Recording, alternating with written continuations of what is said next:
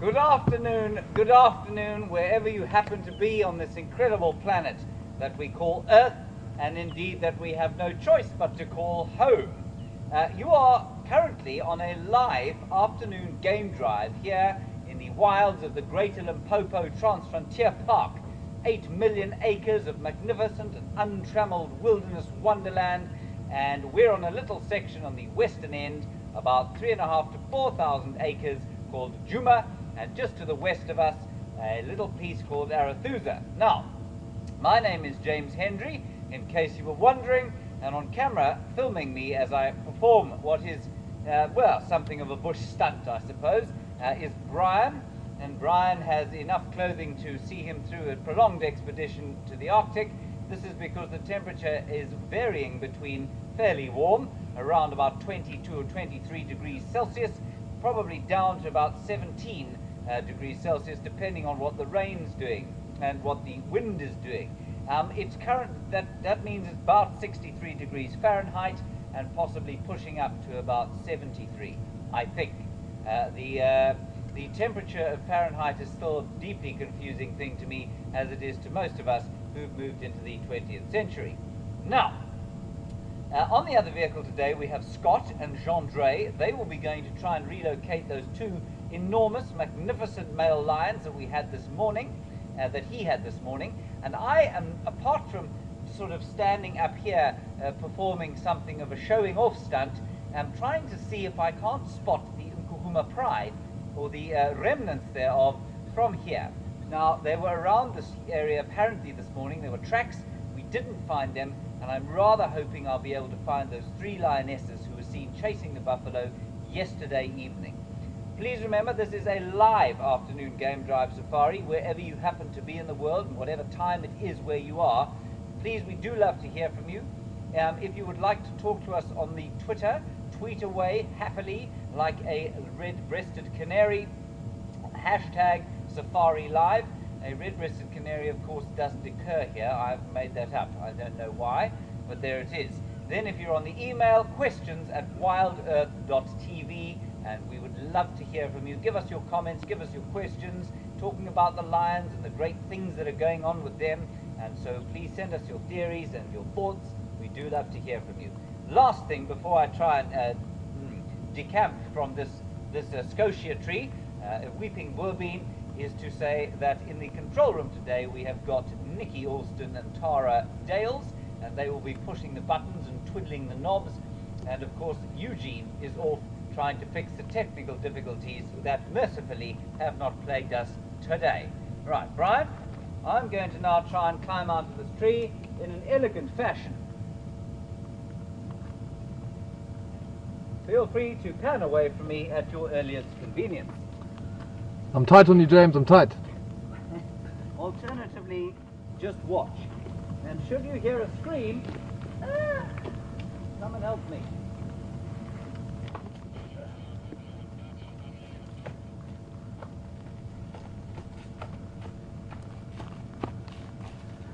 One day that's going to go wrong. Mercifully, it wasn't today. Right, here we go. Wasn't that athletic, Brian? That was incredible. Not bad for a 74-year-old man, is it? Okay. Right, we're going to just drive off onto the road out here and see if we can't pick up some tracks of those lions. As you can possibly see, the sky is starting to spit upon us slightly. Here we go.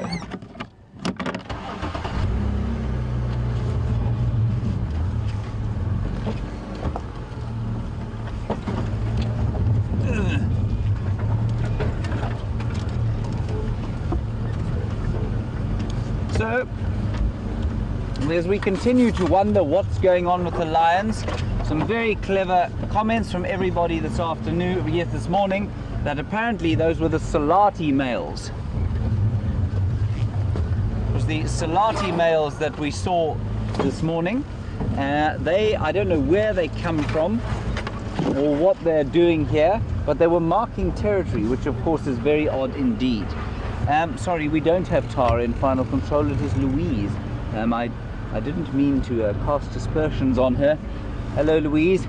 Nice to have you with us. So we're just going to do a couple of loops around the blocks here, see if we can't find some tracks, and then we'll reassess from that point. I would also be very much appreciative of those of you who saw those lions being harassed last night at the waterhole on the Juma Dam Cam. If you could perhaps tell us who was harassing them. Was it the 3 females or was it those 2 males that we saw today? I know you did give us an update about the 2 males that eventually led to us finding them, so thank you very much for that. But if you could tell us perhaps about the 3, or what was chasing the buffalo when they came to the dam yesterday, that would be great. Right. I do believe also you're going to lose a little bit of picture now as Brian cleans off the spots of rain.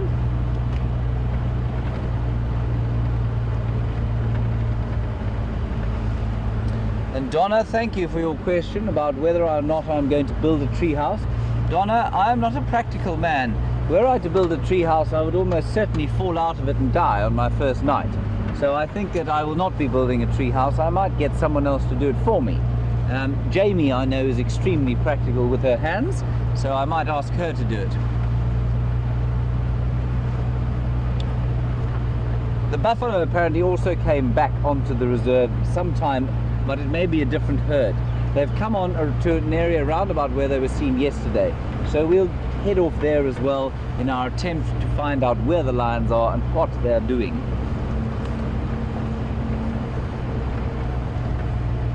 Ominous skies, as you can see.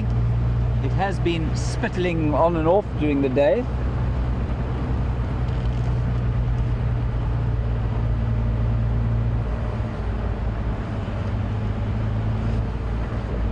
Alright, now without further ado, I think that instead of looking at me, we should go across to look at something slightly more impressive.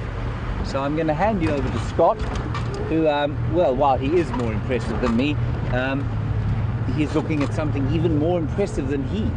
So I'll see you just now, hopefully with some good news.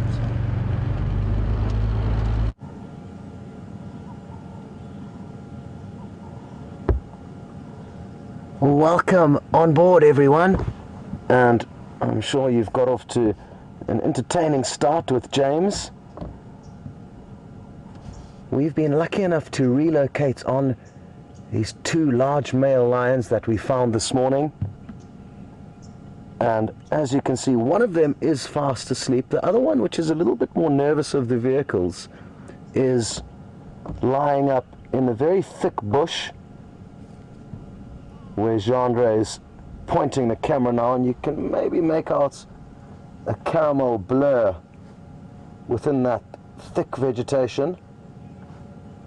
And thanks very much to Chris Rowe Cropper and others who sent through updates and info on these males. We weren't exactly sure who they were, and they are believed to be the Selati males. We sadly didn't get a close enough look at them this morning, but if we do get to see them yawning a little bit later, one of them has got a broken bottom left canine. So that's an update which will help us confirm that it is in fact them, but it certainly does make sense in terms of the area that they move in, and that is further north of us in the Manyaleti Reserve, where they spend more time typically. And we also got some updates through from Diane, so thanks very much Chris, Diane, and others that did send through those updates. As you can see, we parked in a bit of a precarious spot here.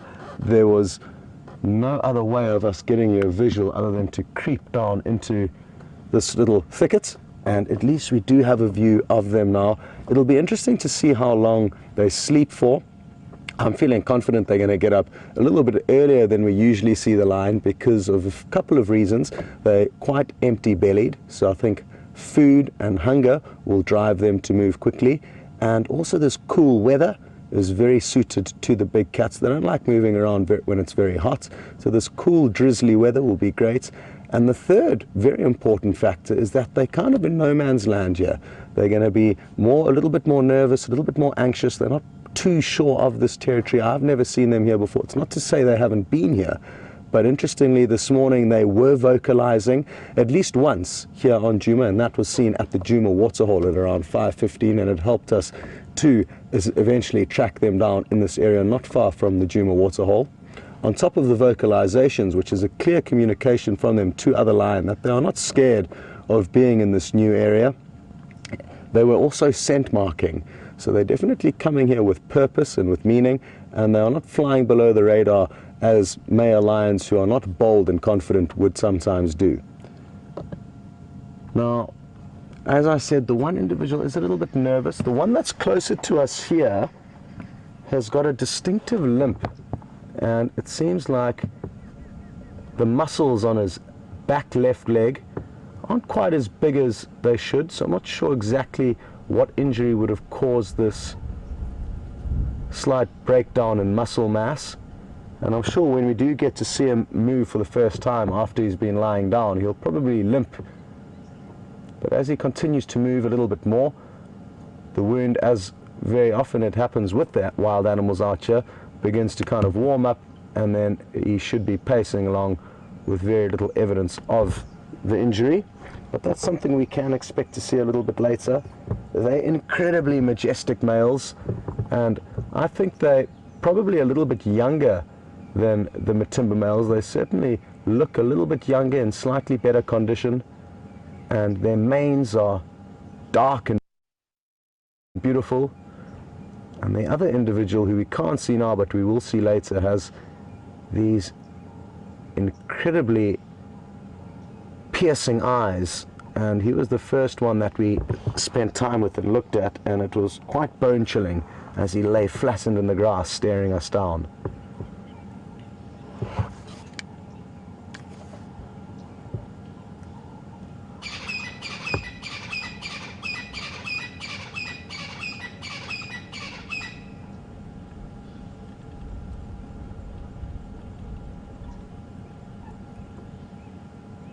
And I just mentioned that I think they're a little bit younger than the Madiba males, and Carla's just asked to know exactly how old they are, and thanks to an update from Diane, Carla, I can provide you with this information.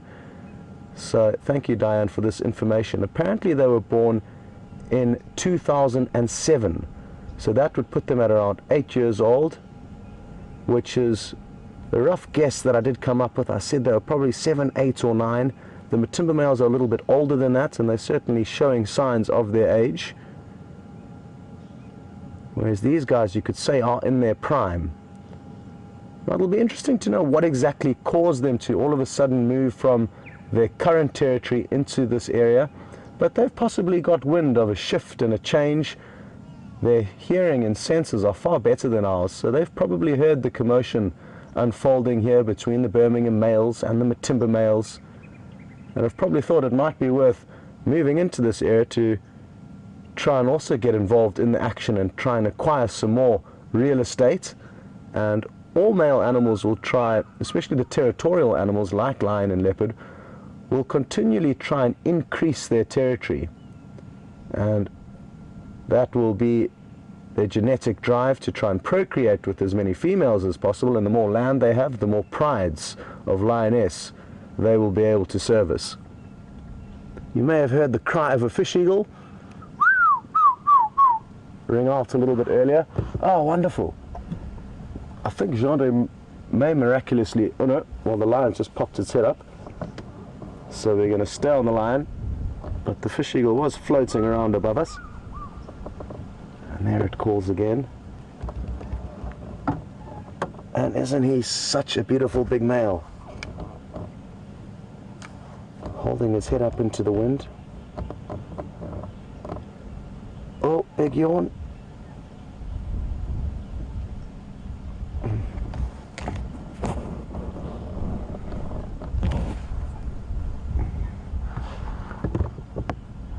Now, even though some of you feel strongly that this could be the Selati males, and I'm happy to jump on board with that theory for the time being, we haven't got any 100% confirmation that this is necessarily the case, and Deb in Ohio is still querying that fact, and she's hoping that it's the two other members of the Madiba coalition. So two Madiba males who've been spending time to the north of us in the Manyeleti, and I threw out a theory this morning that possibly they have come back to help their old coalition members retain their territory. And wouldn't that be an incredible story if it is in fact the case? Deb, it's certainly not cast in stone that these are the Selati males, so there certainly is a chance.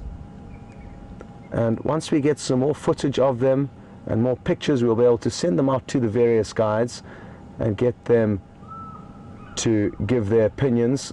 We've thankfully got friends surrounding us in wilderness areas here, so we will be able to work out in a bit of time whether these are in fact the Selatis or the Madibas.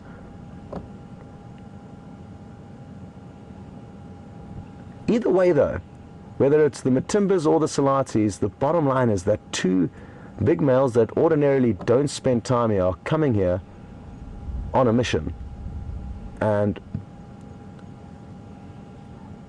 we can certainly expect to see things get spiced up here in an already chaotic scenario regarding the lions and their movements. It'll be interesting to know if these males have spent much time with the Nkuhuma pride, which is another thing that we need to think about and discuss, as let's hope that these guys don't cause any trouble with those lioness, the remaining members of that pride. The junior will certainly also be at risk if he comes across them.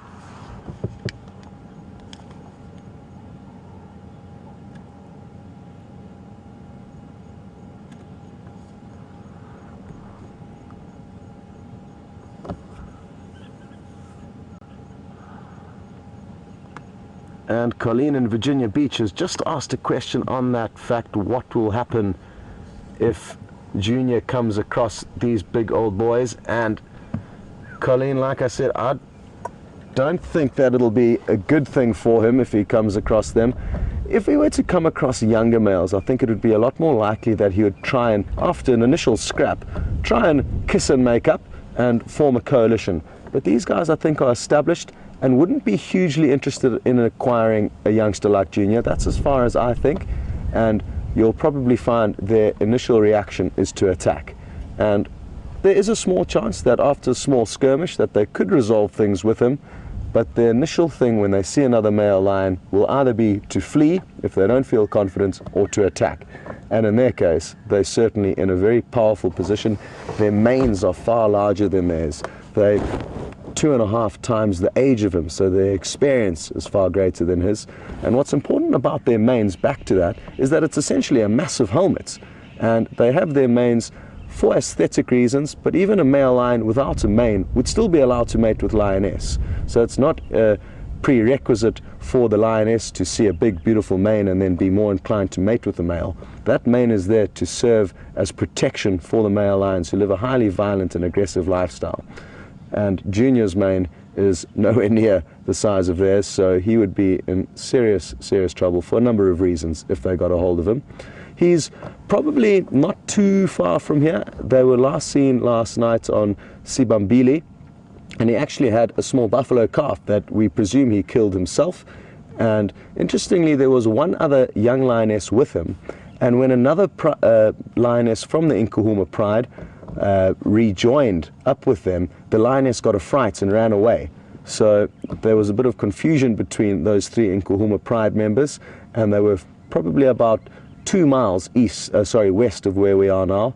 I think the other 3 members could still be on Djuma, according to the tracks that I was following up this morning. Initially, when we were in a wild hunt for these guys, we also had some tracks of the Nkuhuma pride. So I'm hoping James has a little bit of luck scratching around Treehouse Dam, Twin Dams, that area. That's where I feel that they could be hiding out. So the Nkuhumas are nearby, and they will be wanting to reunite as a pride of 6. They're currently split up into 2 different groups of 3. So interesting stuff will happen there. Also, there was no confirmation of where exactly the Birmingham boys were this morning, and that would be the ultimate showdown. If we got to see the 5 of them confront these 2 boys, what would happen? It's impossible to say. The Madimbas kind of made way for the Birmingham males, but these guys might not do the same thing, and there could be an almighty battle that breaks loose. And for that reason, just to keep you all updated, I'm not sure if James has touched on it, but the plans for this evening, because there's so much potential excitement, is that we will keep one vehicle with the lion, and that'll be us for as long as we can. And depending on the weather and what's going on with the lion, we may still do the fireside chat with James and Jamie and Brent, and it'll be something different, something we haven't done before.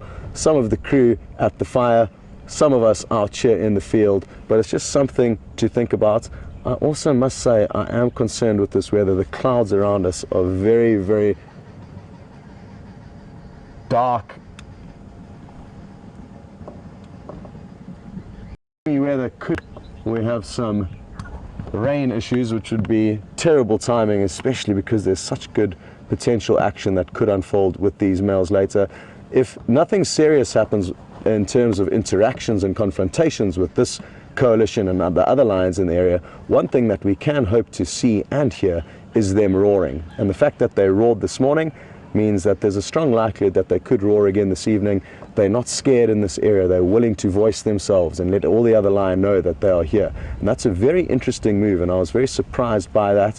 When I heard the roars earlier this morning, I thought it must be the Birmingham boys or the Matimbas, and then when we found them, it was a very, very pleasant surprise.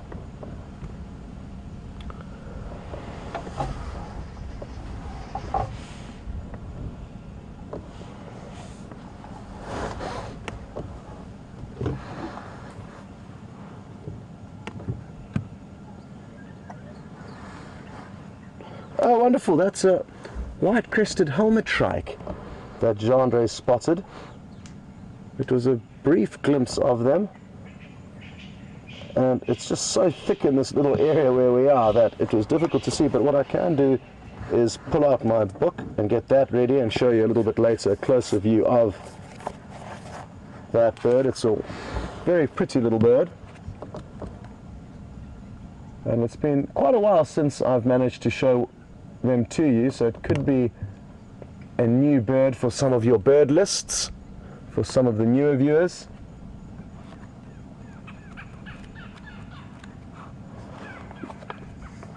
I'm just going to get a hold of James quickly and give him a few more updates as to where I think these lion are.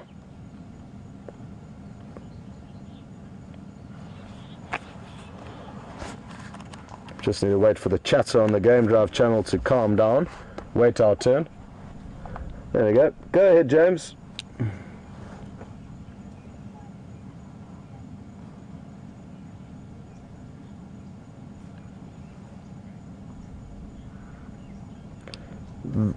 I would suggest walking north up Weaver's Nest from Savage's Track, Elephant Skull, and trying to work out whether they go east or west off the road. They were heading south before that junction.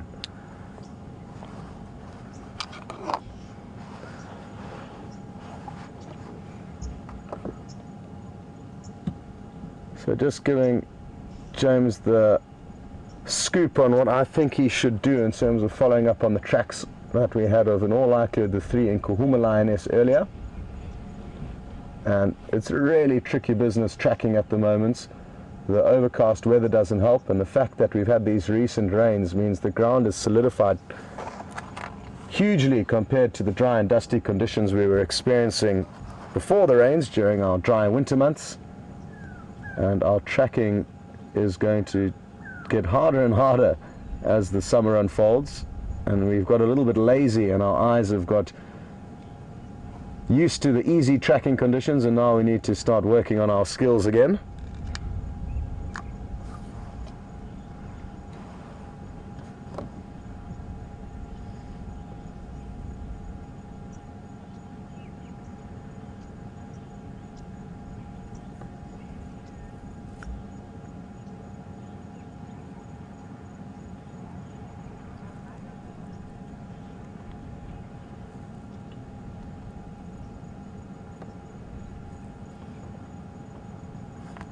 Well, I've just got another interesting update, and this is from John, so thank you so much for sending this through.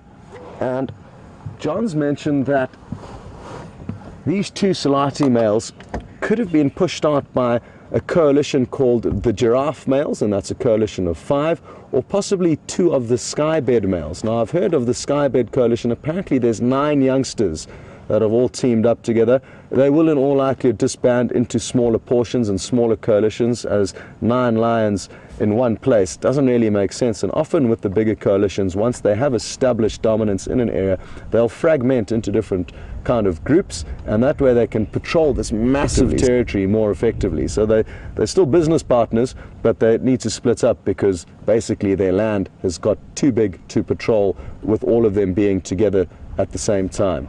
Now, that's really interesting stuff. It's occurring north of us in the Manyeleti, and maybe these guys have just got too much pressure up there that they're being forced into this area where they stand a bigger chance, or they feel that maybe it's worth trying their luck here because there's too much competition further to the north, and that's certainly possible, and that will obviously have a big impact on now what happens with the Birmingham males. They've obviously also been chased from that same area, also the Manyeleti, and also come south in search of a safer area, or an area where they are more likely to establish a territory. And aren't we lucky that we've now got these extra 2 males coming in to really make the animals vie for this position. We've still got 2 males, the Madiba males, who could come back and try and reclaim their territory. The male's just popped his head up again.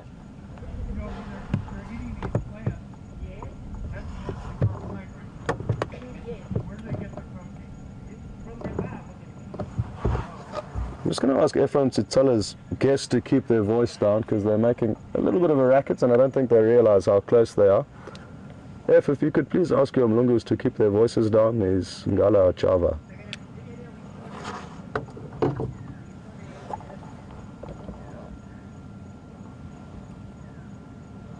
And I don't blame them though. The excitement of seeing lions for the first time must really get their hearts pumping, and they obviously realize they're getting closer to the action here.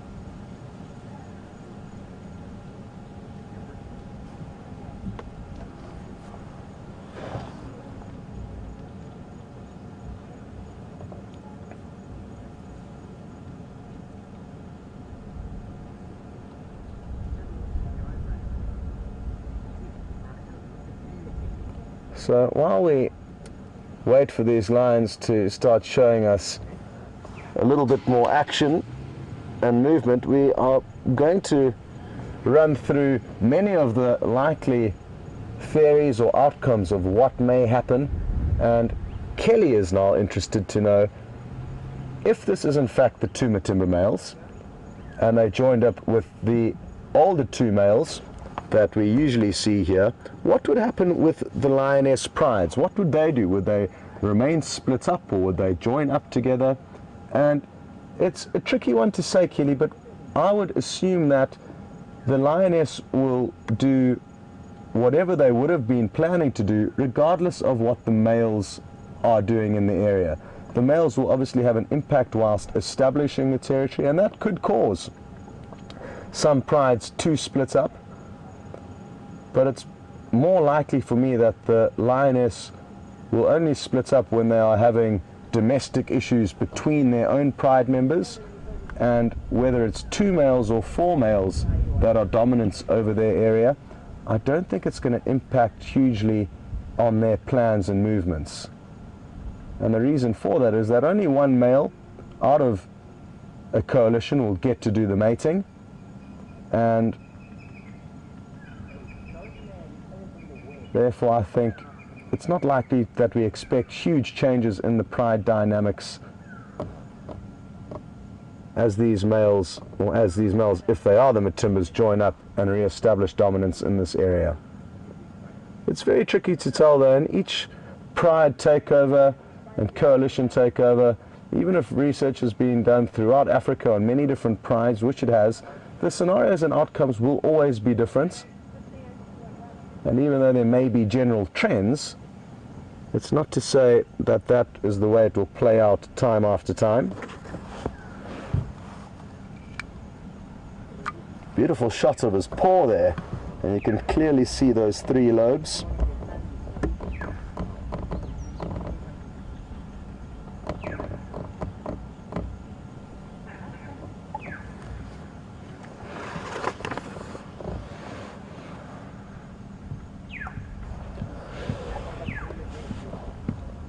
Now, I touched on the fact that these lions are a little bit nervous, or at least one of the 2 of them are. And it's not the one that's closer to us. When we actually arrived here, the one that's a little bit more nervous got up and lay a few meters away in the thick bush.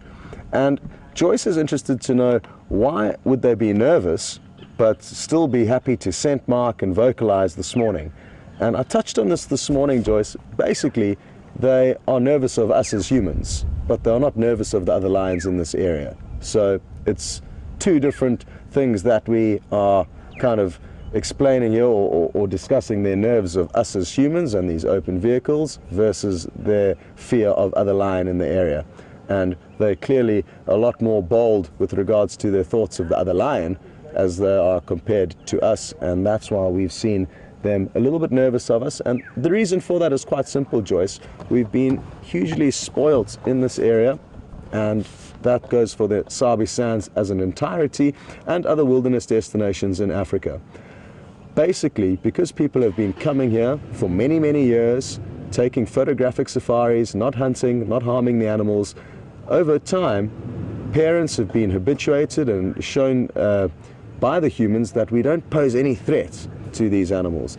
And then they pass on these relaxed and habituated tendencies to young cubs.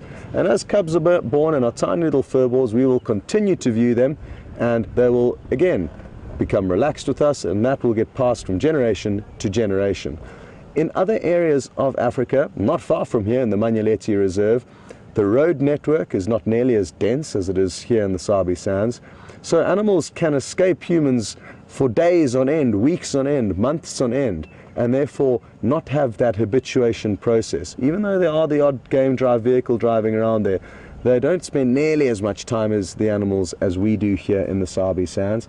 And that is why we are seeing this slightly different behavior. I quite like it, actually, and it was a very pleasant surprise to see some very nervous lions this morning. When we got that first view of him, I was really concerned that he may charge the vehicle, but thankfully we stopped further enough away that he did feel safe, but he had himself flattened in the grass, staring very intently through us. So we can put that down simply to habituation.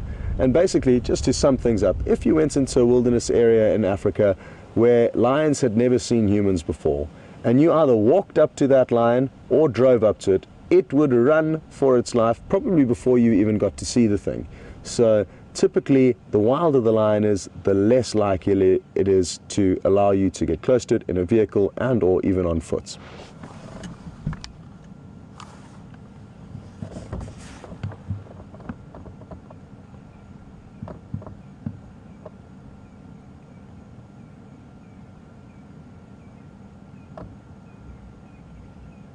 And Sarah in Ohio has also touched on that question, and she's now pointed out something a little bit different, and that is that one male is a little bit nervous and the other isn't. And I should have touched on that, so thank you very much, Sarah, for reminding me to do so by sending your question through. And again, just like humans, animals are different, and maybe one of these lions is just a little bit more nervous than the other. We're not sure what could have caused that, but what we can do is we can think of Kunyuma and Quarantine, 2 male leopards who are brothers. They would have in all likelihood been exposed to exactly the same behavior from us as humans. Yet Quarantine appeared to be far more relaxed in general than Kunyuma. So 2 brothers of the same age, the same litter, exposed to the same thing day in and day out, yet very apparent and notable differences in their personalities, you could say.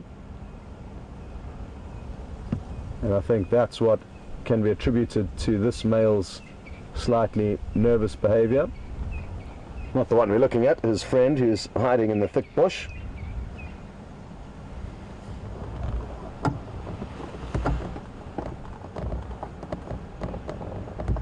like I said a bit earlier, a great shot of this individual's back pad of his paw.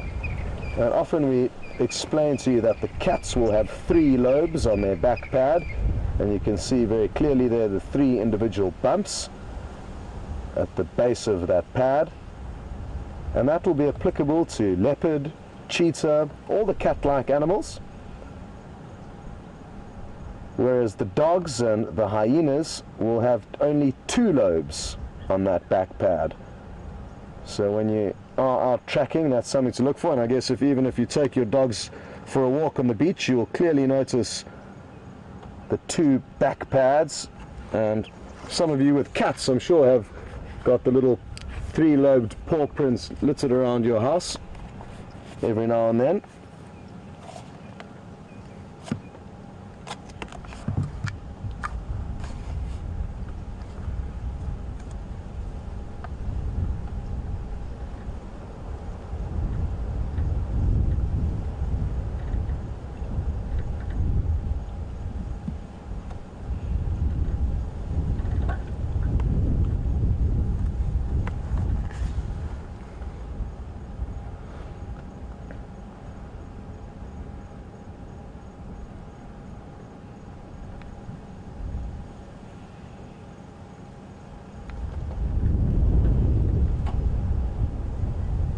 So I mentioned earlier, and maybe I didn't term it correctly, that these lions aren't scared of the Birmingham males, and that's not necessarily the case. And Janet in Idaho is interested to know my thoughts on why they wouldn't be scared, or why they would be scared of them. The fact of them coming into this area, vocalizing and scent marking, tells me that they're willing to confront or test the area. They're not flying below the radar just hoping to find a buffalo to feed on and then slink out and just carry on existing like that. They want to come in here, test the waters. Now, whether they come across the Birmingham males, I mean, this will be the only way to find out. I reckon that that is the only way to be sure we'll know whether they're going to run from them or whether they're going to attack them. But they are certainly, the one's just picked up his head, he's lifting it up into the wind, smelling the air intently. I wonder what he can smell. Oh, nice big yawn coming.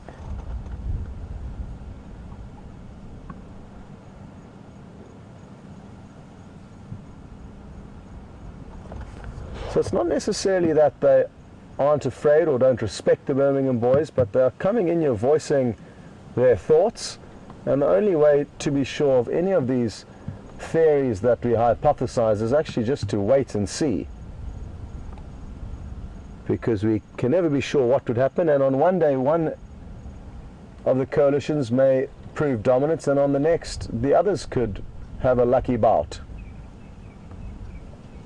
James is also interested to know whether or not I think these guys are bigger and more powerful than the Birmingham males, and most certainly, James, I've touched on it a few times now, their manes are much larger than the Birmingham males, their bodies are bigger, they're older, more experienced, and not on the way out like the Madiba males. These guys are a little bit younger and are probably going to be willing to put up more of a fight against them.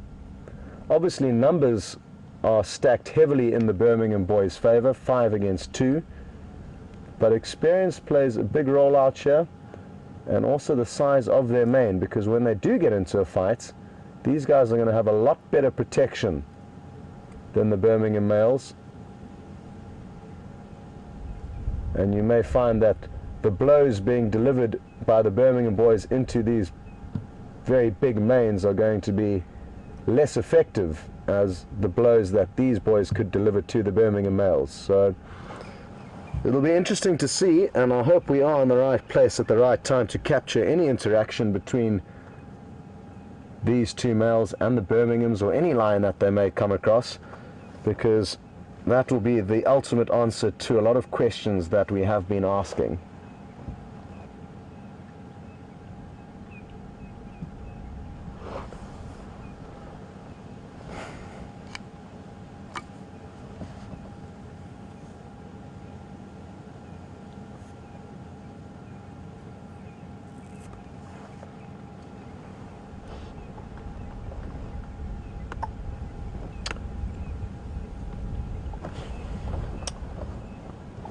Now, another thing that we haven't touched on yet this afternoon, I did touch on it briefly this morning though, is where their name would have originated from.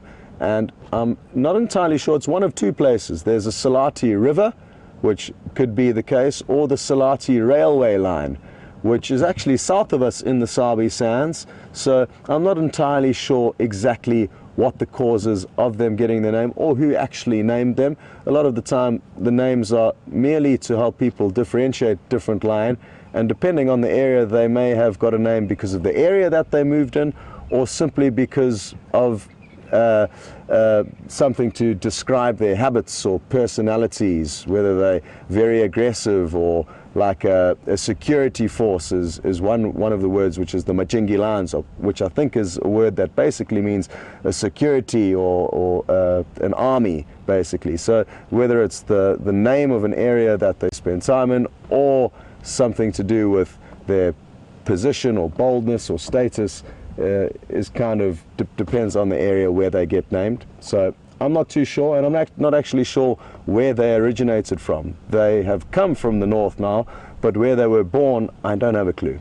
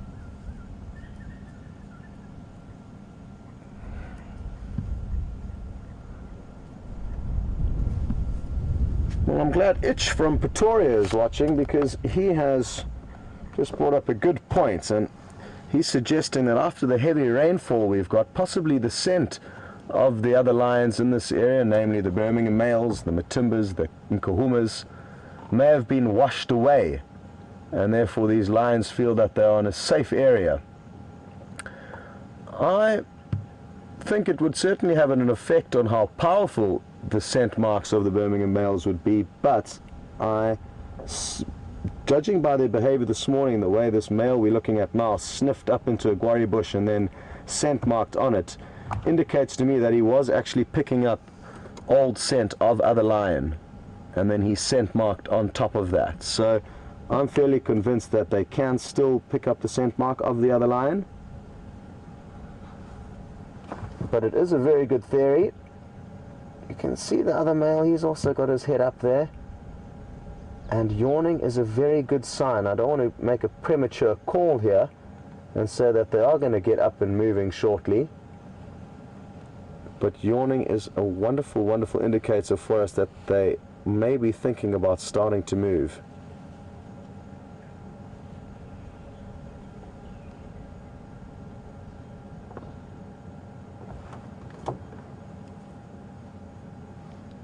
Craig, where are you with that sighting?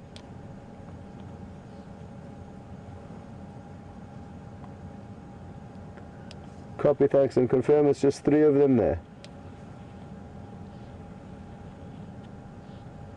Copy, how far in?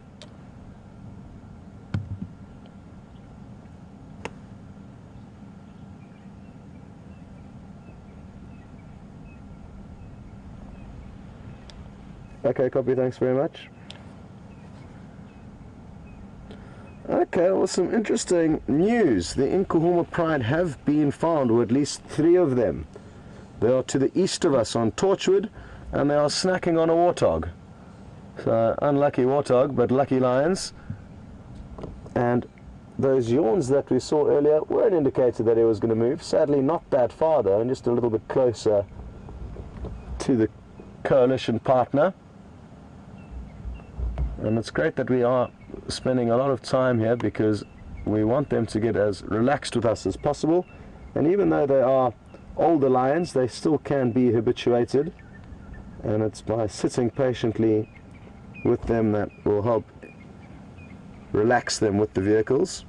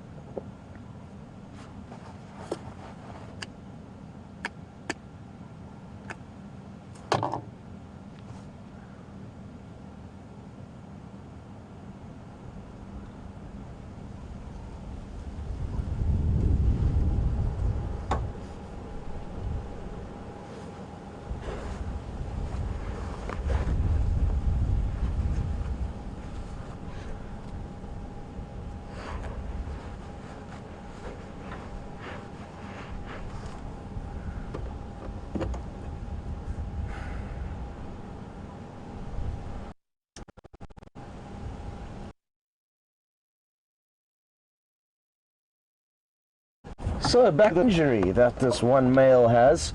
Mischian in Texas is wondering if it's on his paw and whether it would have an impact on fighting. Well, yes, of course, any injury is understandably going to have a degree of an impact on their ability to fight, but I don't think this individual's injury is on its paw. It seems higher up disabled compared to life. But that's not to say that he can't hold his own. If he couldn't hold his own, he wouldn't still be around now. And that's kind of the bottom line, I guess, with a lot of the animals. If you see them up and around and moving, even with a slight limp, they can still operate, they can still run quickly, they can still fight and fend for themselves. But of course, it's not going to be as well as an individual that doesn't have any injuries. So the extent to which I think he will not have power or be disadvantaged when fighting is hard to say, because we've hardly spent any time with him.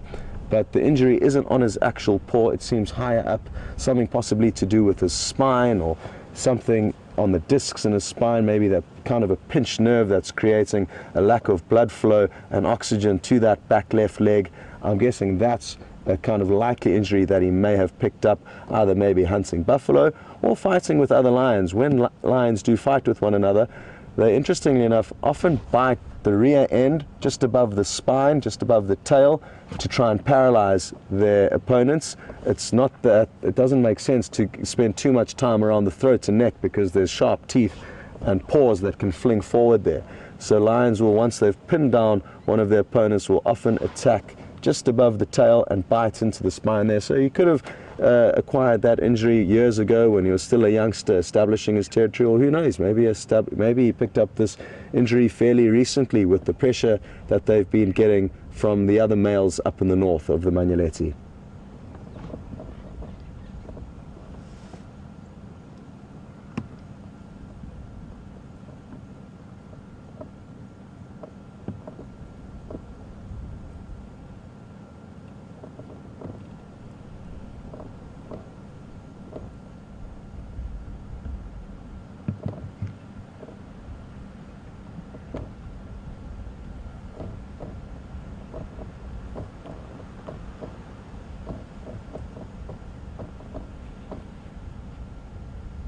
So I wonder what James is up to. I haven't heard any updates on the radio from him for a while, so let me get a hold of him and see if he is still alive.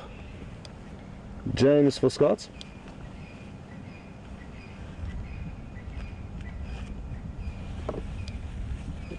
Are you okay out there? What's happening?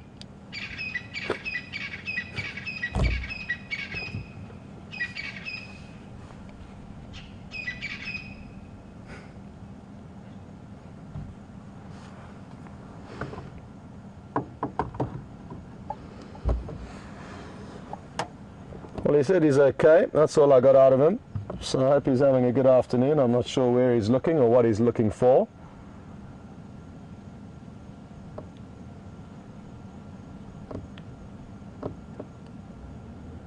For those of you who weren't on the sunrise safari, Madiba was around, a young male leopard. So hopefully he'll pop up and James will be able to sneak you guys in there for a visit. This morning he was perched high up on a termite mound, and apparently all that could be seen were the tips of his ears and a little bit of his forehead. So not the best visual, but at least they knew where he was, and that should make finding him this afternoon a bit easier.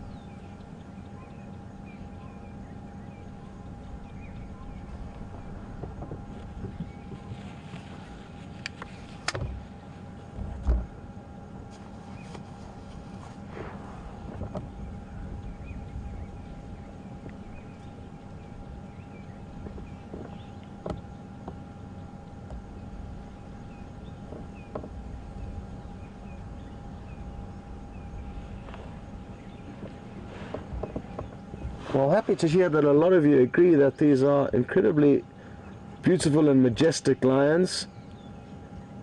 Kathy and Andre and a few others have mentioned that they've never seen lions with manes quite this dark, and they are wondering whether it's attributed to age or genetics, and it's attributed to both. You will get old male lions with very small manes or very blonde manes, and others with very dark manes, but you don't ever get a very young lion with a big mane. So it's a combination of age, and generally manes start to develop at around 3 years of age, where you can really start to see them coming up as little mohawks, and anywhere from 5 years of age it'll be a full beard but not very long, and thereafter between 6, 7, 8 years old, like these males, they come into their prime. Anywhere older, 9, 10, 11, 12, you're going to start declining in strength and quality of any male lion generally, although their mane still could be quite big and shaggy at that age, but their bodies will start losing condition as they get a little bit older. So it's definitely fair to say that these lions have got great genetics in terms of having dark manes and dark coats.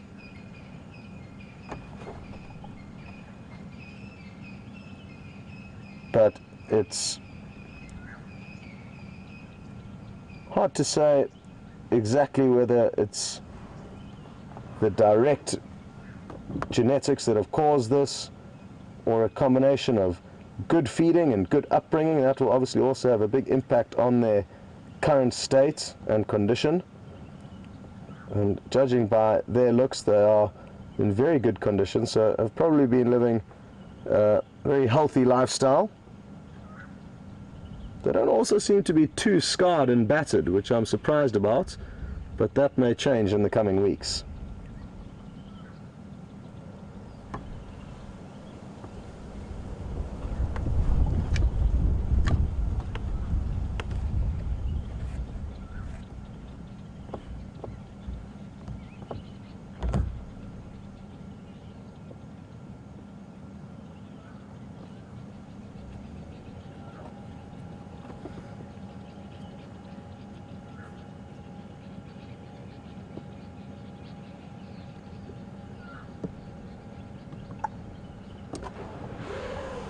Well,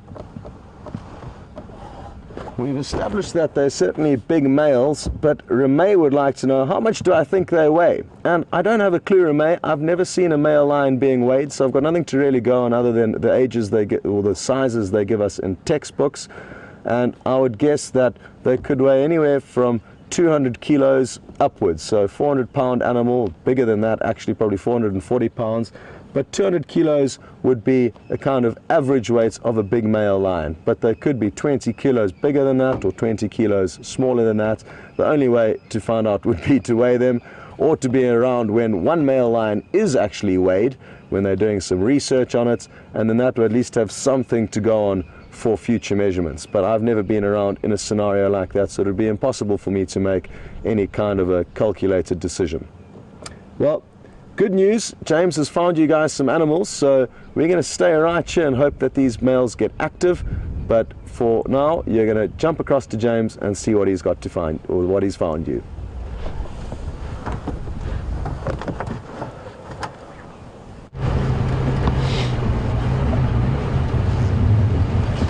Hello everybody, welcome back to Jigger. I've been driving around here like a headless chicken, clueless as to where the tracks are going. We've had some buffalo tracks here, we've had various reports of Madiba just to the north of us.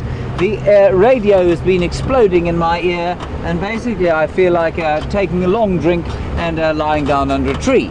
Obviously I'm not going to do that. We are going to try and find these buffalo. And if we don't find them, then we will go towards where Madiba was last seen. I believe the lions are now fast asleep, which of course is the thing that lions do best. Now, I've read a fascinating thing the other day, that there is one animal, well, there are probably a few, but not many, animal that sleeps more than a lion does, and that is the koala bear. The koala bear is able to be awake for only 2 hours of every day.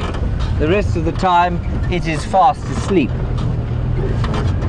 So, not even our lions are that lazy. Now, I believe you were discussing how much you think those fellows weigh.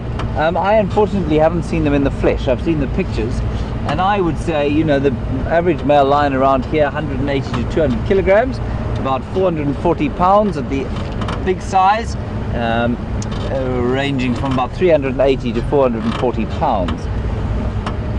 So they would probably be around about the average size, I think. I don't think they're necessarily particularly large ones.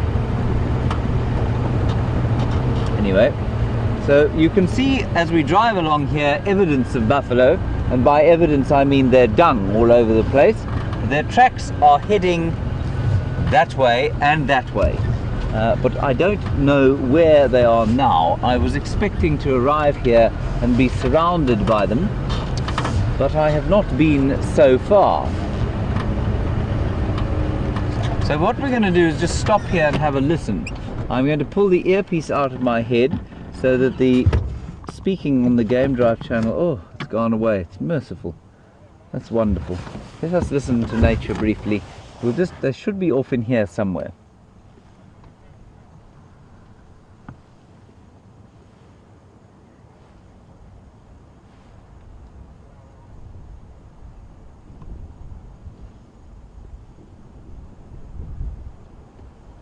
And there is nothing but a deathly silence, other than for the rattling or whistling of the wind.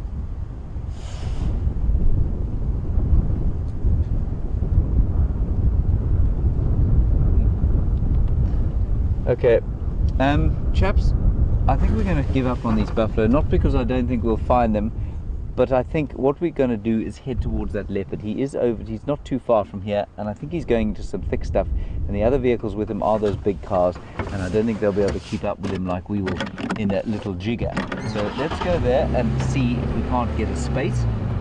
Well, mainly because I think it's going to be a little bit easier. I'm not sure where these buffalo have gone. Taxon coming. Just going to get an update on the radio. Station in control of Madiba sighting.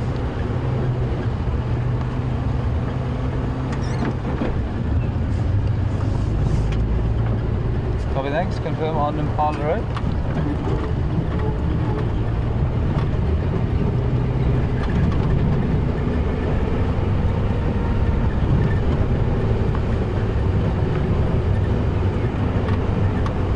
Okay, he's just up here, everyone. I think he's wandering around, having a look and to see what he can find. This is around where he was yesterday, of course.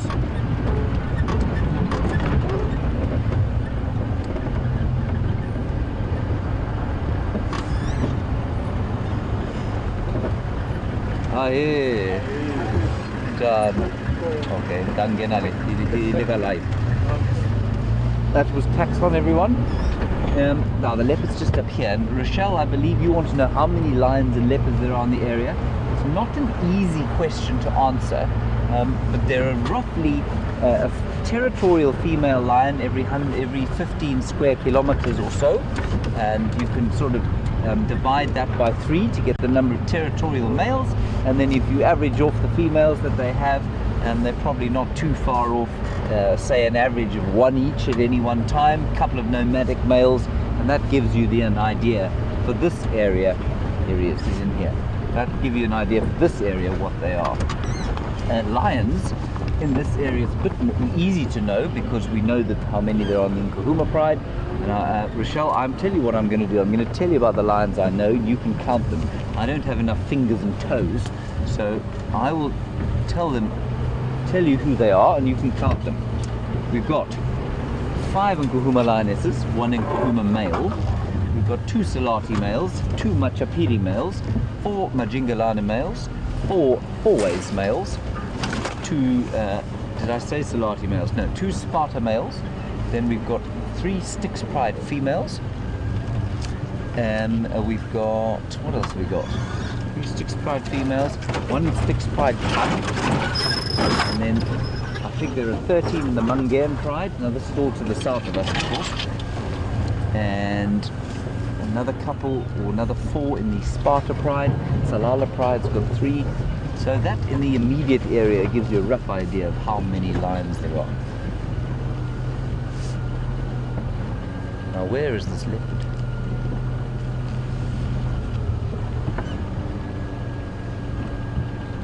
Okay, he's just round the corner here.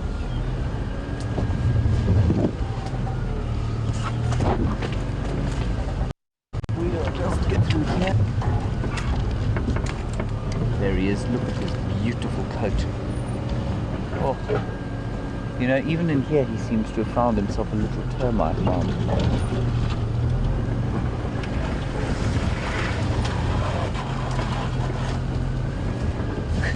You see that, Brian? He's on a little termite mound.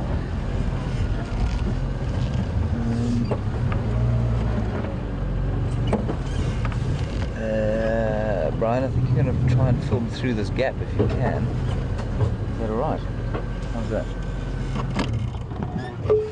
Okay, everybody, I don't know if you can see the leopard yet, but he's sitting on a little termite mound just straight in front of where the camera is. There he is, magnificent little fellow. He's come down off the tower that he was on this morning and found something slightly less impressive, but he's obviously completely hidden in here, and I believe he was trying to chase a snake when they found him. History doesn't relate what happened to the serpent, but he now seems to be fast asleep.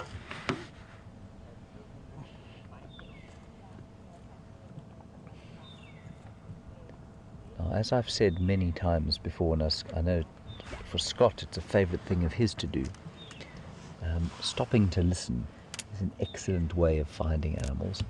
And so just to be here and spend a bit of time in the silence, trying to listen to perhaps the belch of a buffalo further to the south, the grunt of a lion maybe following them. We don't know where Junior is at the moment, and the other 2 Nkuhuma lionesses, we don't know where they are.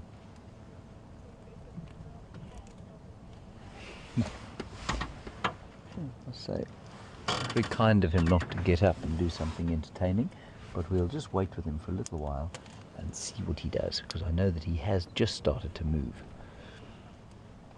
And on a chilly day like today, if he's a little bit hungry, he'll move around quite a lot to find himself a little snack to eat.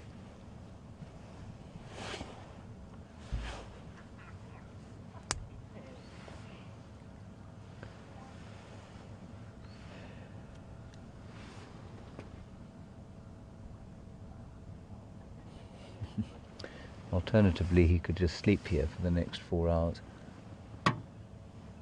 I do think it's hilarious that he is lying, I don't know if you can see it there, but he is as for perhaps you're a new viewer, he does like to lie on termite mounds, he and his mother. And even though it doesn't look like it there, he's on a small termite mound.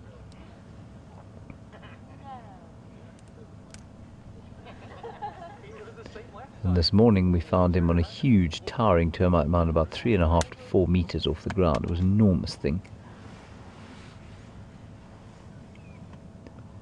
And he's come down into this thicket, I suspect, you know, to try and get away from the wind.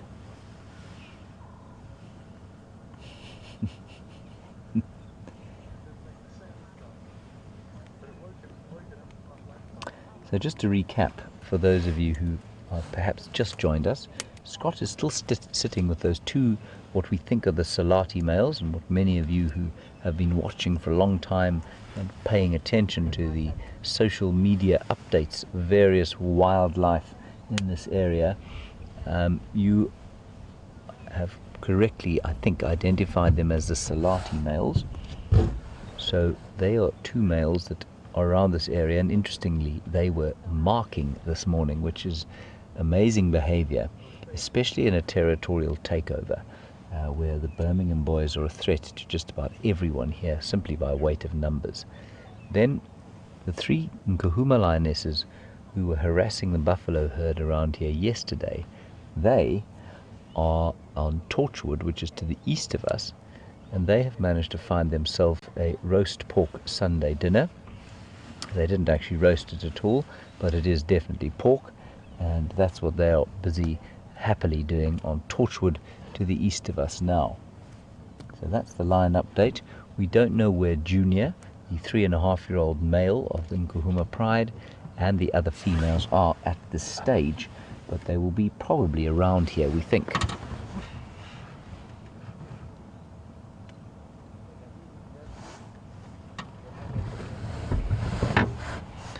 Now, Jill in England, we've just been giving a bit of a lion update, and you want to know, were the lions successful yesterday with their kill?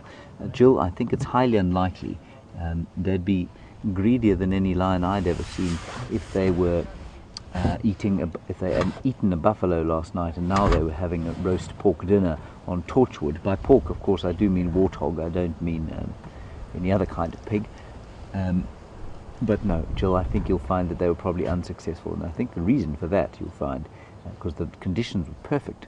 It was windy, there was grey cloud all over the place, really good hunting conditions if you happen to be a lion, and not great if you're trying to defend a buffalo herd, but there are only 3 lionesses, and I think that definitely would have made a big difference to their success chances. They would have tried it on, probably. I think that for 3 lionesses, though, a buffalo herd is going to be a bit too much of a stretch. Normally, of course, when they do hunt buffalo, they do have the male with them. They do have the male with them. That young male, 3.5 years, he is, I mean, he's big, substantially stronger than the females. And they've also had 2 or 3 other females with them until the Birminghams decided that the something or other incurred their displeasure, and they killed off 2 or 3 of them. In fact, they've killed all 4 so far.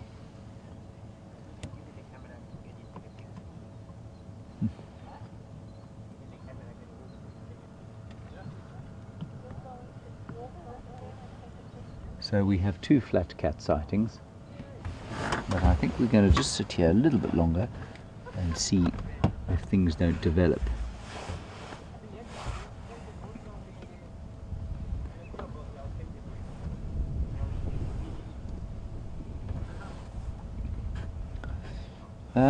Julia in Houston, you reckon you're seeing some sort of a swelling on his leg. I'm going to have a look with my powerful binoculars. Let me just retrieve them from their cover. Exceptional pair of binoculars that I have. We're just going to have a quick look and see. You say, is it possible that he was perhaps bitten by the snake? Julia, I definitely don't see any swelling. I don't think he's swelling at all.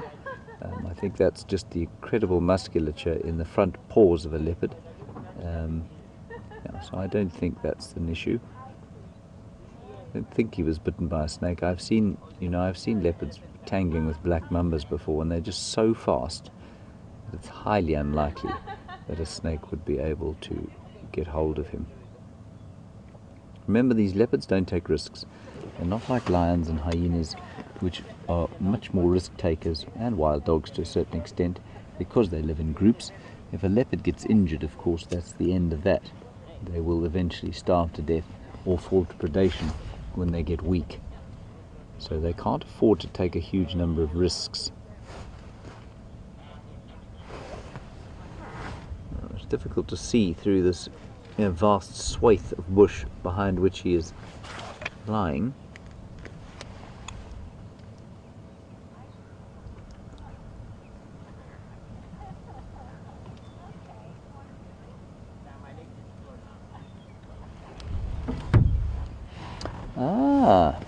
Now Diane and Jean, all the way from Los Angeles in the west coast of the United States, you are postulating that perhaps he likes to lie upon termite mounds because of the warmth that comes out of them.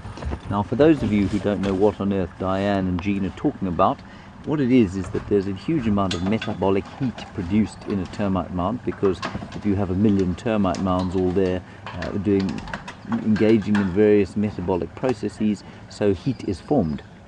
Now, I think that's quite a good guess, except that I don't think that there are termites in this particular mound. So were this an active termite mound with lots of steamy chimneys coming out of it, I'd say you were absolutely correct. But this one I think is pretty much inactive.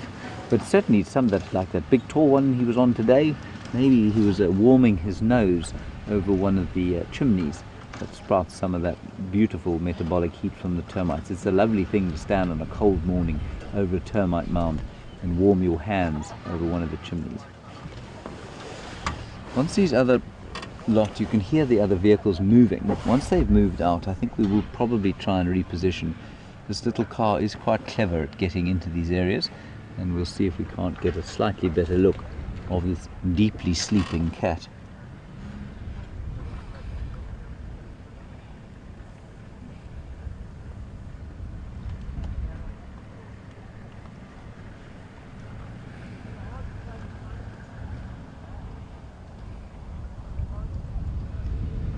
All around us, well, you can obviously of course hear the cars, but you won't hear much in the way of bird song. You can hear the wind blowing. There is a very sort of moist smell on the air. It's born of these heavy clouds scudding overhead. And we did have, like I say, quite a few spatterings of rain today. Right, Brian, what we're going to try and do is just sneak forward around the side there. Okay, I mean, sneak is a relative term, of course. We're probably going to make the same noise as the marching 22nd Welsh Regiment, give or take the old rev.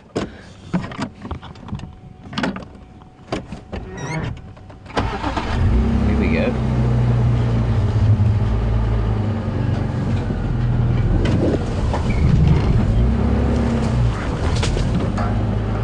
No, I made a mistake. Ephraim is not leaving. He's coming back in from the other side.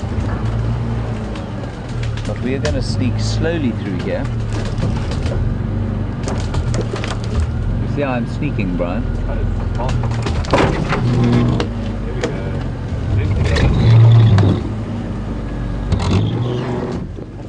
a terrible noise. I may be trying a little bit hard here.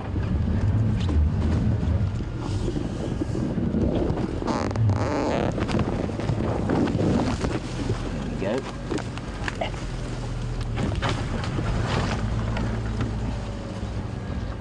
Don't worry, I'm okay.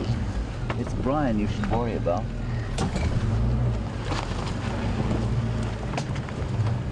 The leopard is looking at me as though I'm stark raving insane. I don't blame him. Hello, fella.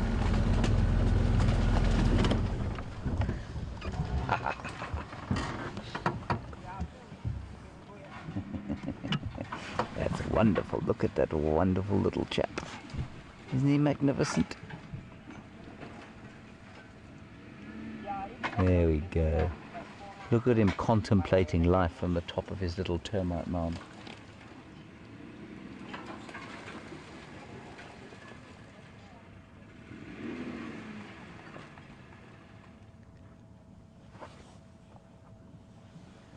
I do wonder what on earth he thinks. He gets off his termite mound, someone spots him, and suddenly he's surrounded by vehicles for the rest of the afternoon.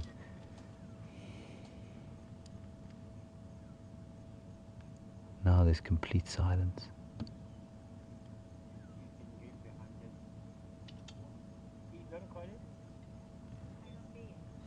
Yeah, you probably heard somebody clicking as though they were trying to win the Grand National on horseback. That, of course, is not particularly becoming of a guest in the Kruger National Park. We'll try not to call the animals too much.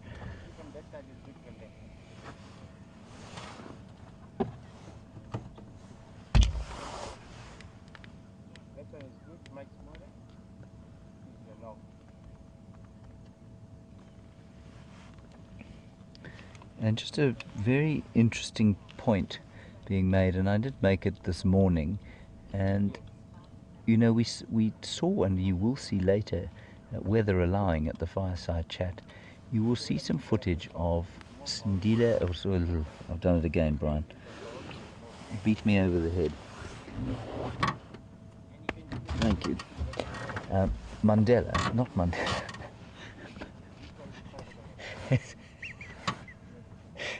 I'll get back to you, everybody. I just need to compose myself. Right, this leopard's name is Madiba, not Mandela or Sindile. It is Madiba. Now, you will see some footage at the fireside chat of Madiba and his mother Shadow. And Shadow, of course, was hissing at him. Now, I think there was a lot of conflict over the food that they were eating.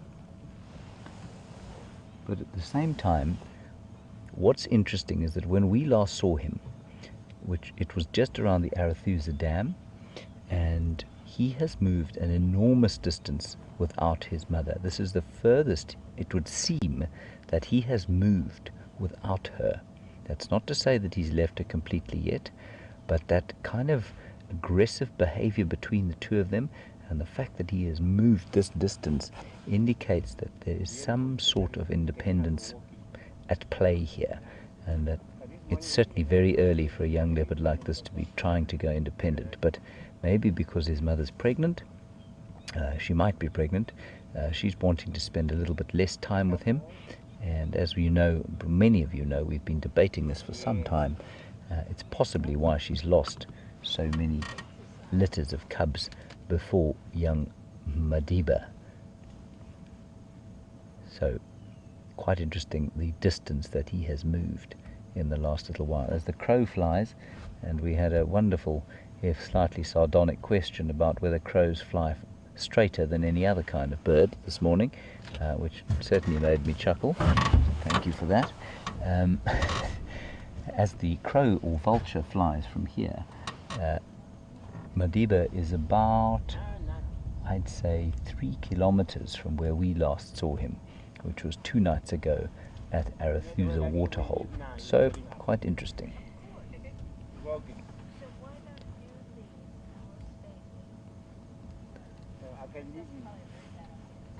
I wouldn't stay here in the middle of these trees without Efra. He's dying. We can leave you in the tree. You can sit in the tree wait. Just if you happen in the tree wait, and as you can come in the Now, Fiona, I believe you want to see his eyes. As you can see, they are fast asleep. But what you will notice, unlike with lions, we won't have to wait too long, I don't think, unless he has in fact been bitten by a snake, which I really don't think he has. He will lift his head and you will see his eyes, because leopards don't sleep soundly like lions do. So he will probably lift his head and open his eyes, and you'll see they're slightly tinged with blue, They're of course born with blue eyes, but they're now turning to the much more adult greeny, ambery yellow. I'm not sure if that's a real colour or not, Brian, but a greeny, ambery yellow with a tinge of blue seems to cover just about every possible colour that they could be. There you go, Fiona. Right. And always like we find it always getting how to track it. The way he's used to people is not worrying. Isn't he magnificent? Still got a very baby face about him though.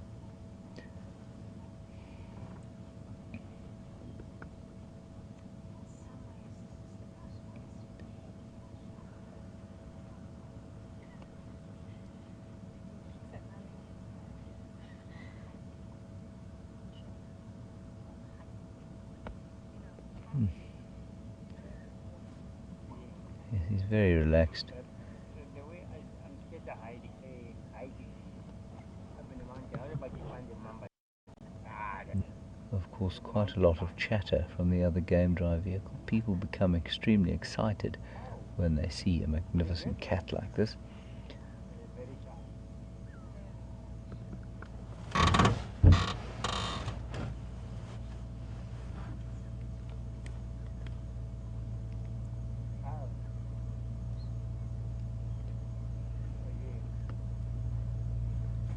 Now, a very nice question from wee Gracie in Ohio, aged just 8 years. Gracie, you always have very good questions, so thank you for your question. Your question is, does the noise of the people speaking bother him? Gracie, if they were shouting and laughing, I think it probably would bother him a bit, but you can see that he's still sleeping very happily, so I don't think he's being bothered too much by it, no. It's just when you go into the wild, Gracie, you must just remember that you do need to be as quiet as possible, because so much of the information that the wilderness has to teach us comes through our ears and through our noses and through just the feeling that the wilderness gives. And as soon as we start talking and make a noise, you lose that sense of communication that you can have with the wilderness. So I always find to sit in the wild with an animal like this and be as quiet as possible is the best way to experience it. Some people clearly don't agree, but that's what I think.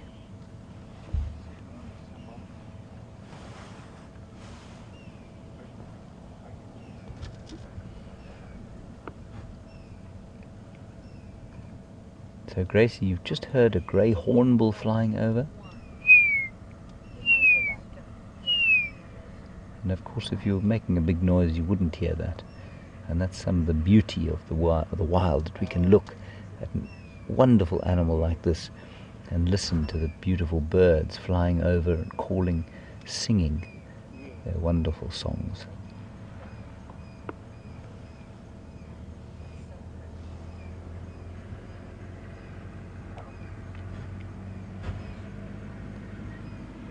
So I think everybody, if you're happy, I think we're still going to stay with him for a little while. I think just because A, he's so magnificent, and B, because he might move. But I'm going to put it out to you that if you would like for me to go and look for the buffalo herd, #Safari Live, questions@wildearth.tv, just write buffalo or leopard, and that will decide what I am going to do. You are, after all, my guests, and my wish, your wish, to a certain extent, is my command. So should you wish to carry on and look for the buffalo, I'm happy to do that. Just let us know. Remember, you are on a live safari, so what you say now, I will receive probably 30 or 40 seconds after you send it through, and I'm more than happy to do what you would like me to do.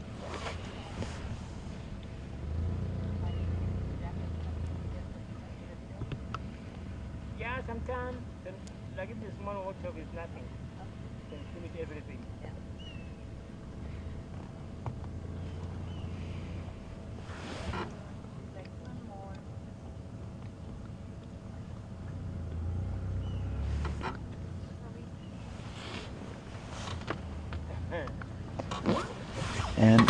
And we had a lovely question the other day about why it is that his head has got smaller spots than his back.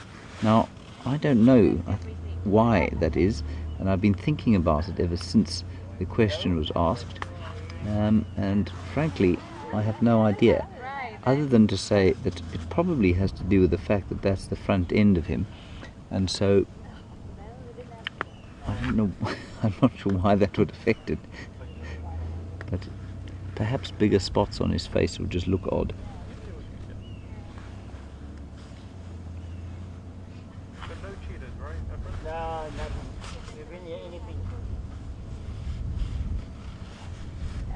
And there you can see his eyes beautifully now. Fiona. That chitter's moving a lot. He's watching a quite astonishing vehicle try and make its way in here. It's got a roof on it. So I think it might lose that roof on its way in, Yes, the way that is, which would be quite amusing. let it. You can see cheetah. But cheetah is good for everything then.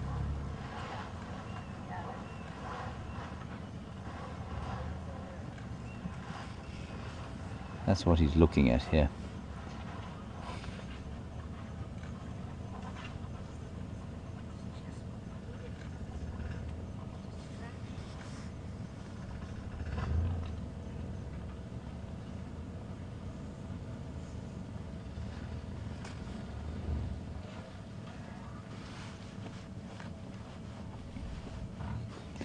So, quite unsurprisingly, the Twitterverse has decided that instead of going off to look for what are essentially a huge number of cows, we are going to stay here and observe this magnificent golden, black and white cat as he watches us, thinking, good heavens, how does one get some peace around here?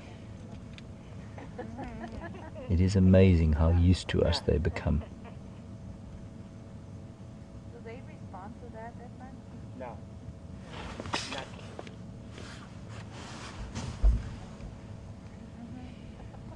Good that if they ever do respond. Oh, look at him. Yeah. We knew And that was gonna I must just, for those of you perhaps nude viewers and wondering why I named him, basically 3 names that were incorrect. He was named recently, and this only happens when they reach about a year old, by the ranger and tracker that found him. Now they chose to call him Madiba, which is the clan name of Nelson Mandela, our father, basically the father of our democratic nation in South Africa. Before that, the Twitterverse had already named him Sindile, which I thought was a rather marvellous name. Still don't know what it means. Can't find any Shangaan or Zulu words that are exactly like that, but it was a lovely name, I thought. Anyway, and I'm really struggling to get used to the difference. And so I keep calling him Nelson or Mandela or Xhosa or Sindile, and basically I just never get it right. I'm sorry about that, but Madiba it is, and Madiba it shall remain, with any luck. Hello. I'm fine, thank you. And then this side, only can see the back. Only tail. Hi, boy.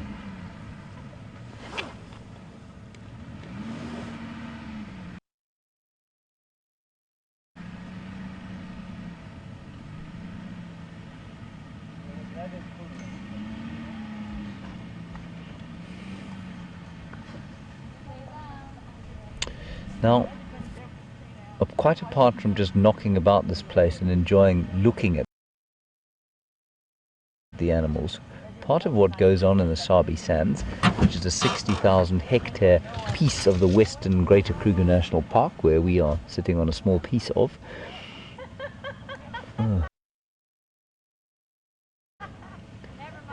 quite apart from the viewing of and enjoyment of animals, we also do quite a lot of research. Well, there are researchers around the place, and one of the things we've had to do is collect dung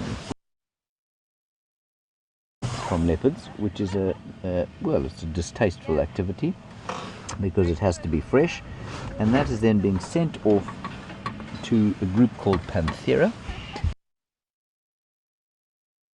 they do amazing lion and leopard research, and we collected some of this dung the other day.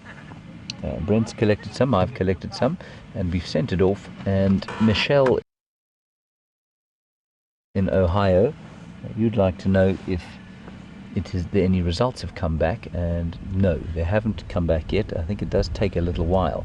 Now, the reason we're doing this, and I think it's fascinating, is that we're trying to confirm patriarchal lines. So we want to know who his father is. We're all pretty sure that it's Tingana. He's been seen eating at a kill with Tingana in shadow. He has lived ostensibly in Tingana's territory his whole life, and so we think it is probably Tingana that's his father. But what is interesting is that his mother will have mated with, or she did mate with, more than one male before he was born, and she's done the same thing again now in her current estrus cycle. This is not uncommon for leopards. Now, of course, the major killer of young leopards is infanticide, and one of the ways throughout the mammal world that this infanticide is avoided is by females basically conning males, territorial males, into believing that they are the father of specific offspring. And so what we want to do is to check whether or not he is indeed Tingana's son. He might be Anderson's son, he might be Mvula's son, we're not really sure. Well, we think he's Tingana's son. So that's why we're doing the scat collection, and it will be fascinating to know. I don't think anyone's managed to collect any of Tingana's scat yet, or Anderson's, but I'm not sure. So that's what as soon as we have any results, Michelle, we will be sure to tell you, because I can't wait to hear them. The other thing that is interesting is that some species, especially species like cheetah, for example, exhibit what we call multi-paternity, which means that the cubs in a litter can have different fathers. So that's quite interesting. We don't know if it happens with leopards. We're pretty sure it doesn't happen with lions, but we don't know for sure. Look at that little fellow.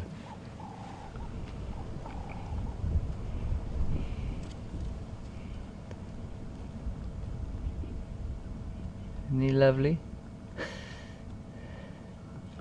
Oh, he's moved very far now. That was high action. Brian, how did you keep up? Yeah, he fell off the back of the vehicle. Oh no. Well done.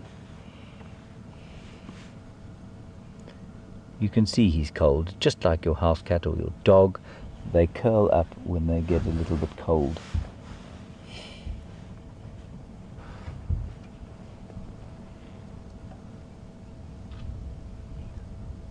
Not easy for a cameraman like Brian to keep up with action like that, and you can see he's highly experienced. Managed to zoom out the full 30 centimeters required without a single loss of focus. It was quite a remarkable feat. Well done, Brian. Thank you, Jay. Thank you.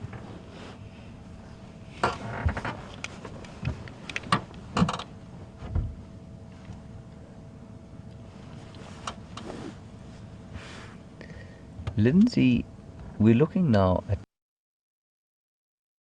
this beautiful leopard's fur, and you want to know what it feels like.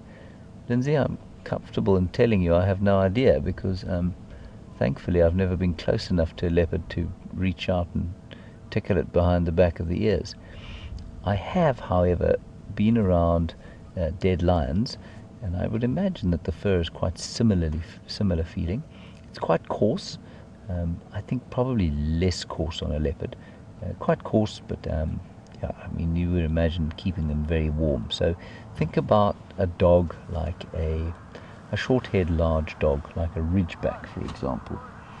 A ridgeback, for those of you who don't know, is a sort of African breed that comes from Zimbabwe originally, and a ridgeback has got short hair, and I think feels probably quite similar to that on the back of this leopard. But on his stomach, of course, he's got that lovely luxuriant black and white fur, which I think probably feels very comfortable.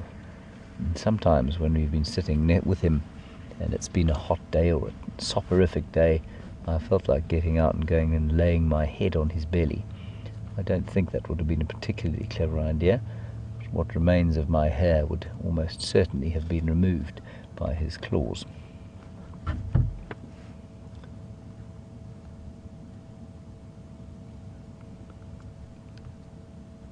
Lindsay, I hope that answers your question. I'm not entirely sure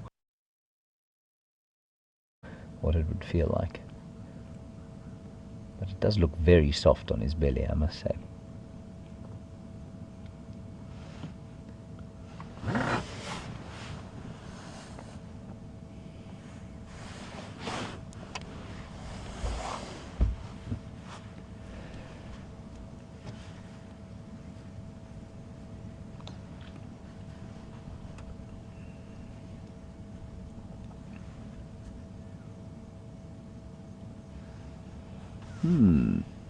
So there we're looking in at his face with its little spots and his back with his large spots.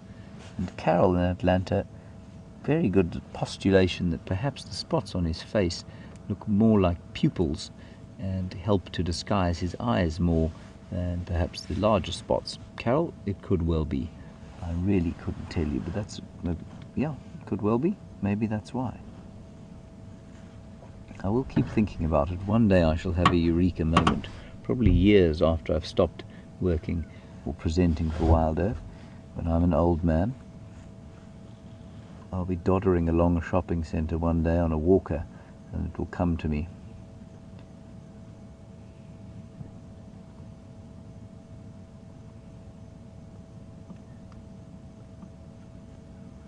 He is a remarkable creature.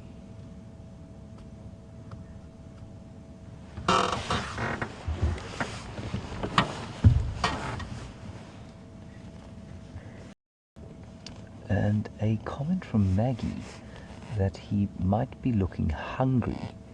Maggie, I don't think so. I haven't seen his belly, so I couldn't tell you for sure. But I've yet to see this leopard looking hungry, and I'm not sure. Oh, look, it's possible. It's possible that he's a little peckish after a couple of days without eating. But Maggie, I don't think he's certainly not looking emaciated by any stretch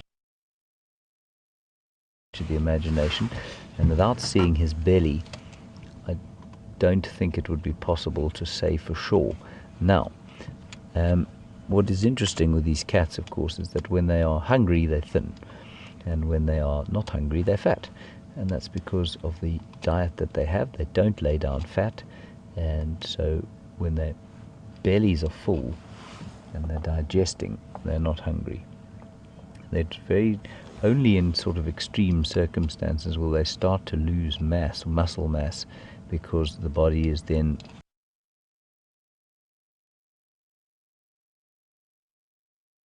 digesting muscle, which would be an unusual and very stressful thing for them to occur for them.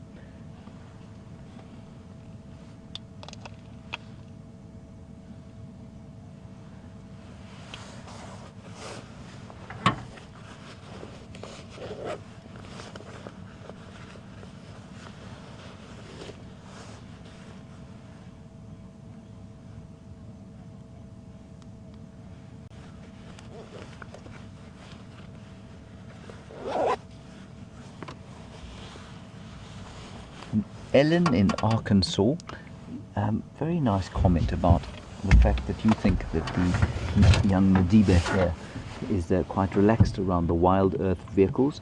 Yes, I suppose he is, you know, and I think it's a function of, well, first of all, we do try and be sensitive with him, and we spotted something. But we also, Ellen, make a big effort we do sit a long time with them. A lot of these other vehicles come in and out because they've got guests who are only here for 2 nights or 3 nights, and they need to see as much as possible, as quickly as possible. We have the luxury of time with these animals, and so absolutely, I think they get used to our voices, and they get used to our voices, and they get used to our ways. And so he possibly is a little bit more relaxed around us than he would be around some of the other vehicles, but he's very relaxed anyway. So thanks, Ellen, for that. He does, you say you thought he was following Brent the other day as he was driving through the bush. Well, Brent is a fascinating character, so you know, I wouldn't blame old Madiba here following him through the bush, probably trying to find out what he was going to say next.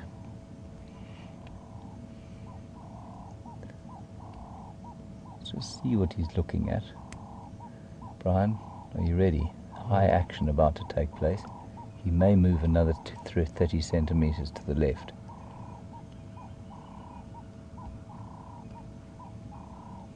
Or not.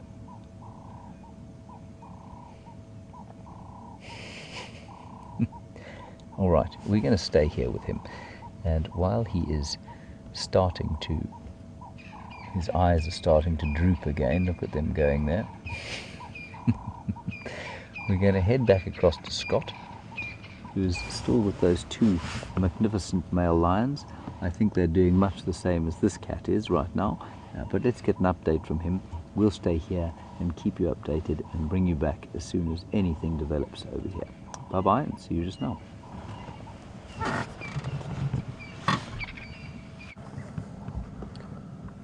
Welcome back, everyone, and how lucky are we to have such awesome cat sightings this afternoon. For now though, the views of these two male lions are not the best. It will certainly change at some point though, and we're going to hang around for as long as it takes to get some action out of them.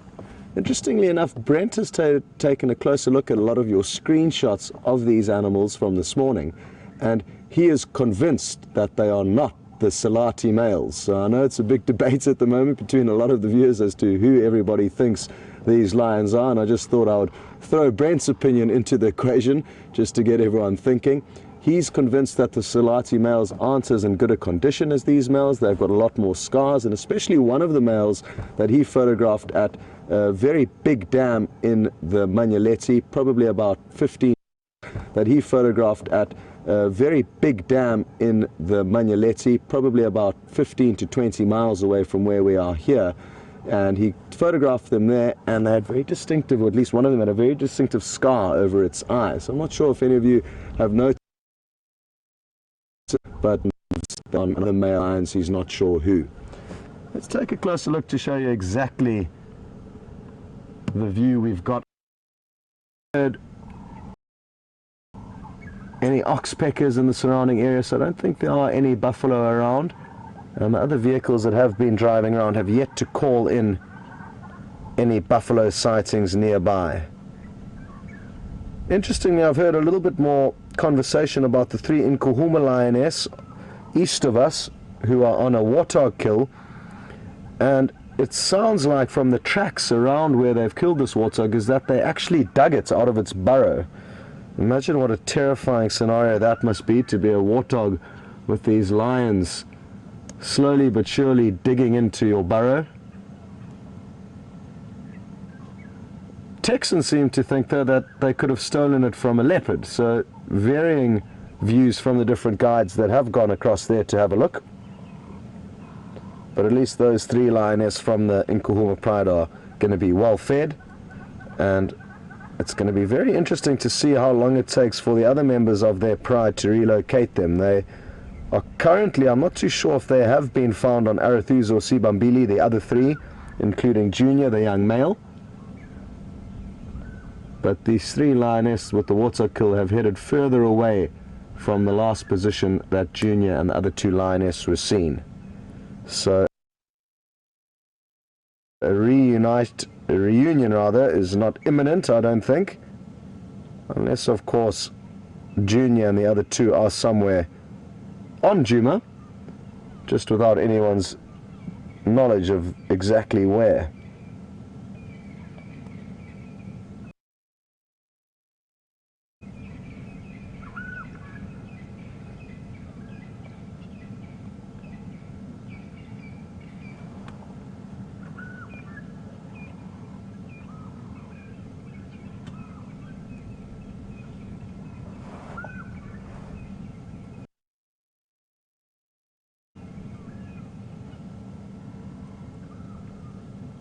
Not too much in the way of bird song this afternoon just yet. There's a few Franklin calling, but you tend to find cold and cloudy weather causes the birds to not be as vocal as bright sunshine.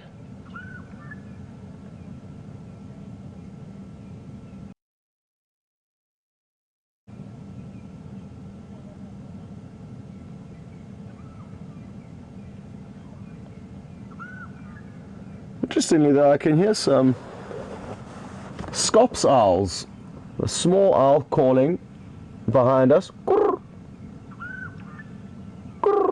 which you'll be able to pick up. And they usually call mainly at night time, but in the last week or so I've heard quite a few of them calling during the day, and I've chatted with Brent about it. He's desperate to try and find the first decent sighting of one during the daylight, so you can expect to see him chasing after those calls when he and Jamie are on drive tomorrow.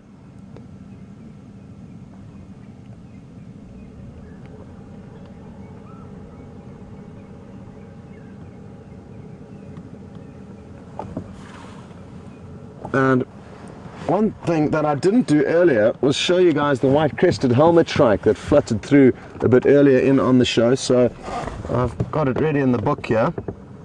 And this is a page of wonderful birds.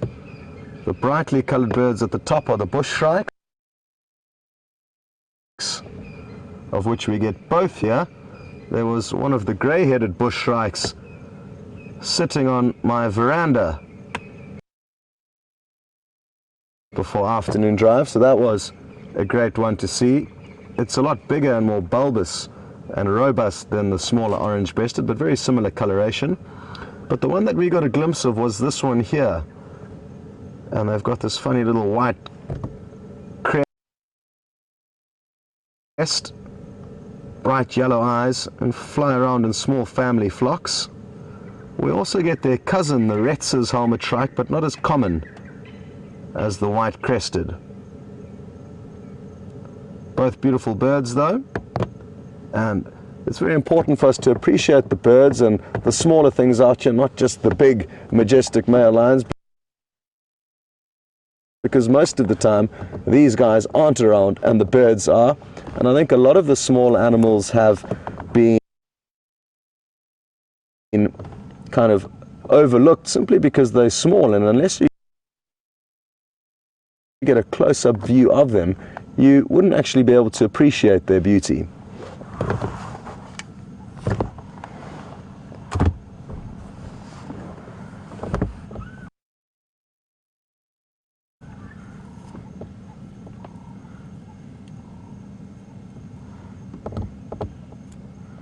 So just to recap for some of the newer viewers, I know Jen is interested to know how old they are, and they were born in 2007 apparently, if it is the Selati males, which Brent thinks it isn't.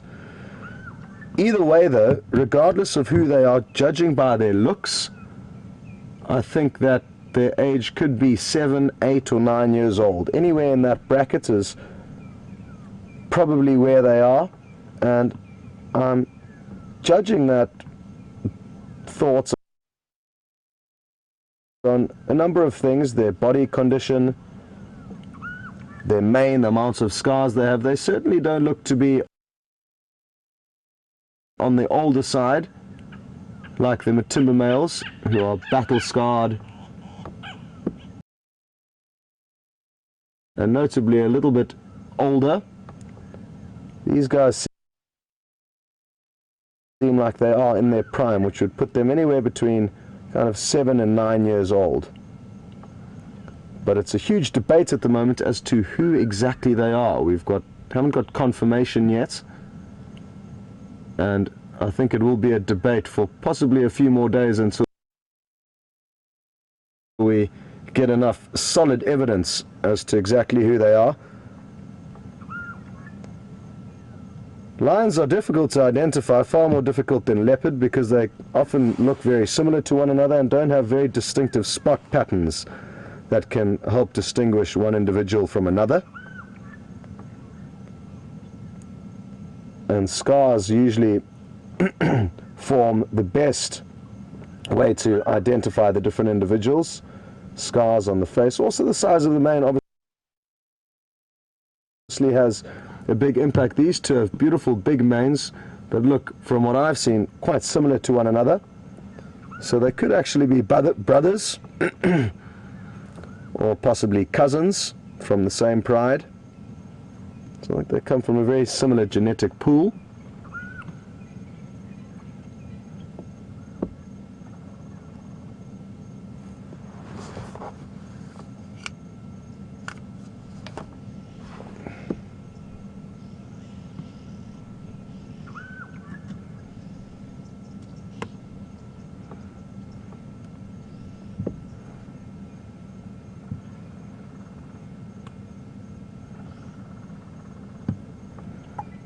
And on manes and mane size, Stephanie in Switzerland would like to know how the genetics play a role in how the manes look on different lions. And she said, is it area specific?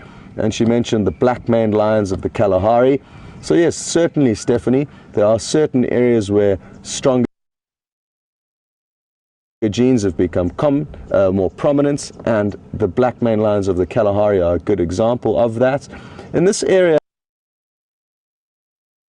I've noticed a wide variety of different manes. Some very big, but blonde in color, not necessarily very dark. So a wide spectrum of different genes and manes occur in the Kruger National Park. Stephanie also touched on the white lions of the Timbavati. It's a very interesting genetic strain that occurs kind of in a lateral line from the Timbavati, but even deeper east into the Kruger, kind of east of Satara Camp towards a mountain range called the Lobombo Mountains, which is actually a very long mountain range that starts in KwaZulu-Natal, the province south of us, and stretches hundreds of kilometers up into Mozambique. Anyway, there's also a few white lions that occur naturally over there at a property where I used to work. And interestingly enough, there's currently a pride of 42 lions in that area called the Mountain Pride. And they have got 2 white lions. One is 6 months old and one is 1 year old. So that genetic strain is another example of how you will find certain genetics staying in a given area. But with the males of the Sabi Sands, I've seen all different shapes and sizes.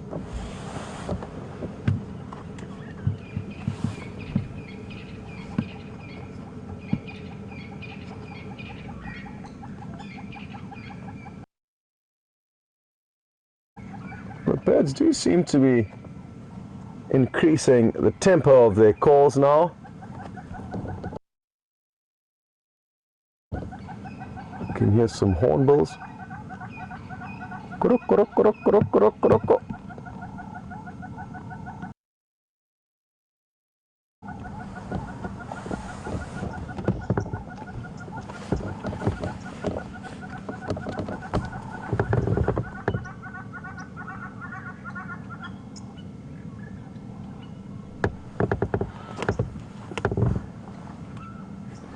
Well, like I said earlier, we're not going to go anywhere until these big males decide to do something. So we're going to send you back to James and Madiba, where hopefully there's a little bit more action unfolding.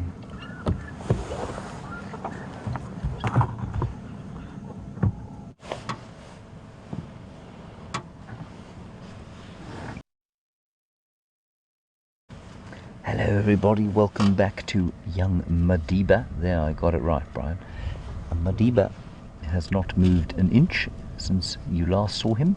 He has lifted his head, as that is as a function of the fact that he's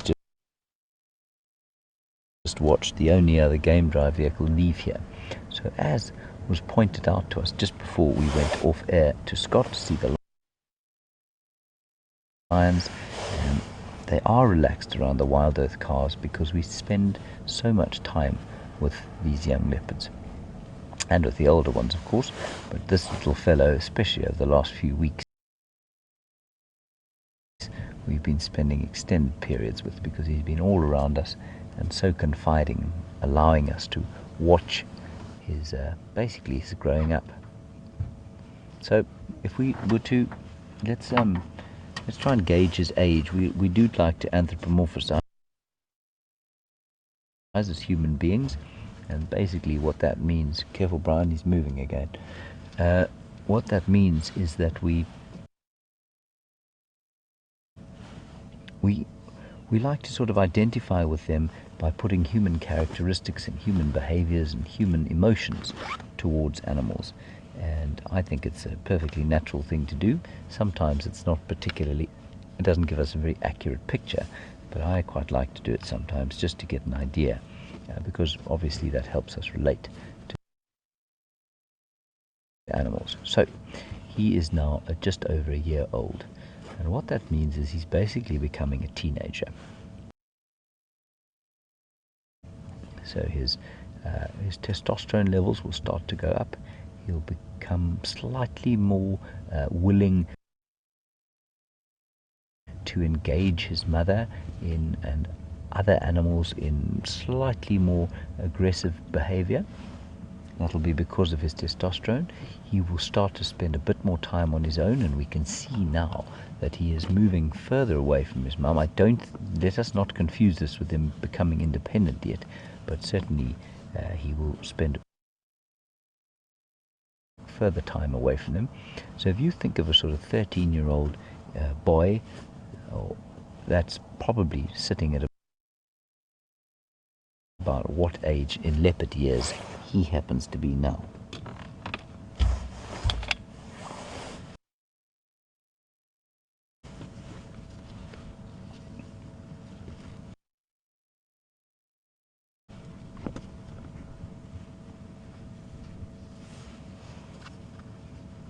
Heidi, you're clearly a great leopard viewer and you want to know what his spot pattern is.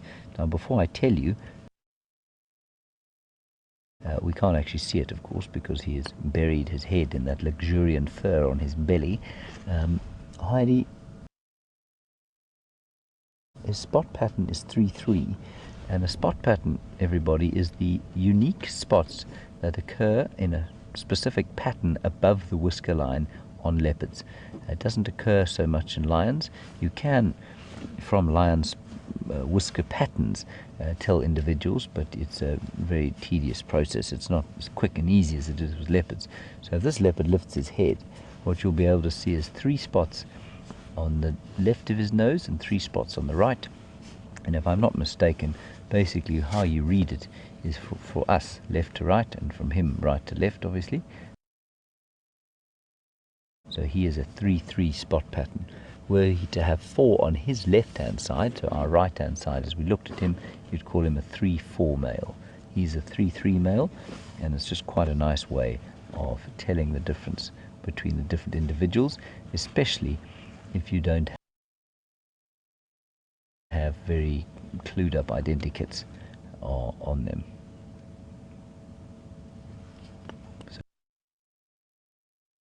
So Heidi, that's what the spot pattern is. 3-3.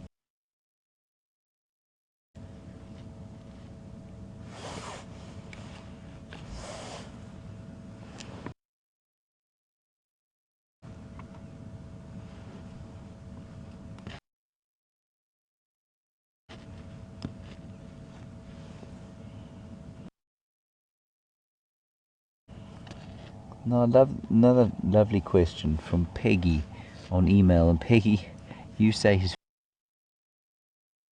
feet look huge. Now again, that's his stage of life. Just like a teenage boy will suddenly go from wearing children's shoes to fitting into his father's shoes, so a leopard cub like this has gone from having feet the same size as his mother's, and that was about a month ago. We couldn't tell the difference between the tracks. Now his feet are so obviously bigger, you can tell it's a young male now when you see his tracks on the ground, even if you haven't seen him making them. So Peggy, it's not an indication that he's going to be a particularly big male leopard. Again, our initial reaction to seeing a male is to ask immediately how big he's going to be. I don't think he's unusually large at all for his size. I think he's pretty average sized. We'll only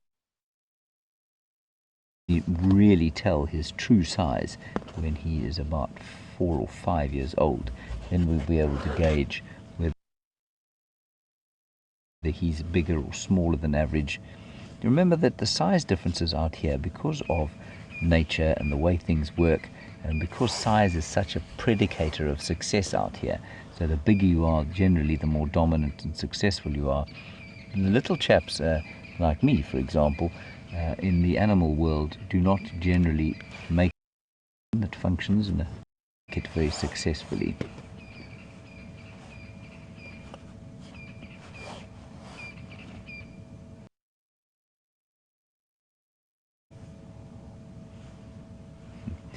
And as Ramey has pointed out, and I pointed out when we got in here, he has still got his baby face. Remay, I don't think he's on the edge of losing them, but certainly you're absolutely right. Now, I don't know how many of you have seen pictures of a big male leopard, but a big male leopard does not have the kind of inviting expression that this young leopard does on his face. A big male leopard is a pretty intimidating thing to see at this distance. They get a bit scarred, they get much thicker heads, their necks start to get much thicker, they have that kind of, I don't know how to describe it. There's a dewlap that hangs under their necks, and that makes them look a little bit sort of intimidating, I suppose. And he at the moment still looks very much in the flush of his youth, as it were. But Remay, yep, oh, he's just giving us a bit of a yawn. I'm sorry, boy. I know you don't want to see us go, but you know, fireside chat does call. We're going to head away from him now, and there's high action at the lions. One of them has looked up. That's all he's done. So we're going to cross back over to Scott, and he will show you the action of the lion looking down the drainage line. Hopefully they'll get up and do something. I think he's going to stay with them while we're at the fireside chat, just to make sure, because they're such a special thing for us to have seen today. And we're going to make our way out of here towards quarantine clearings, and I will see you just now in the golden glow of the fire. Please send through your questions if you want to talk to us at the fireside chat. Get them in early. We'll be talking about lions and leopards, and actually anything else you want to talk about, perhaps the weather and anything else. Okay, bye-bye. See you just now.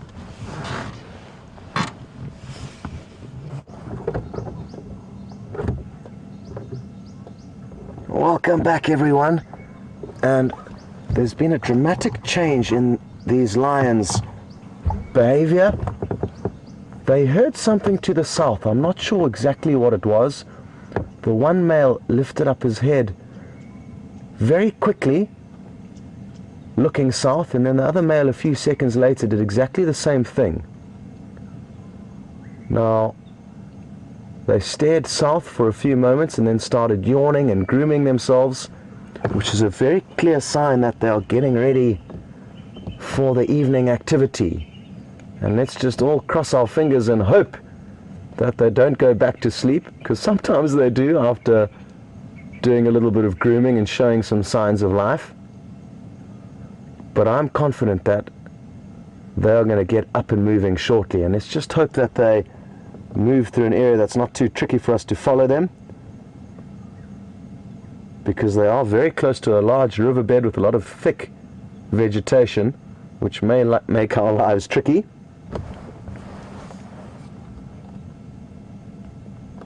Anyway, certainly very good prospects, and I'm so interested to know where they're going to head from here.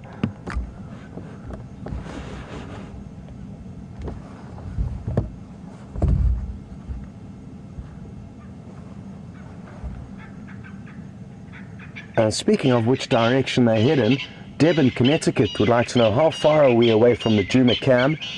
Probably only about 300 to 400 meters, about a quarter of a mile, so not far at all. And there's another big yawn. Interestingly, the other male I did see yawn, and his bottom left canine is broken. It seems to be broken quite far down at the base and almost appears to not even be there.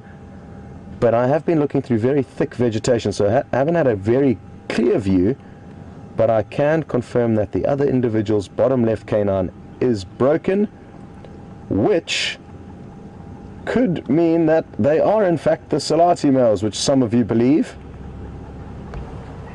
I mentioned earlier that Brent feels strongly otherwise.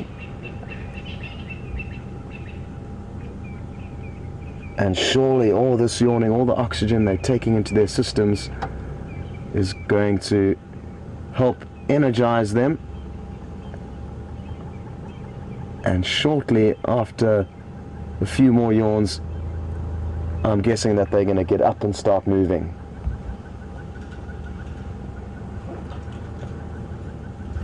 There's another vehicle approaching, but we're in a very tight spot in order to get you this view of the one individual, and we're very fortunate in our smaller cars, a short wheelbase vehicle that allows us to meander through this thick vegetation a little bit easier than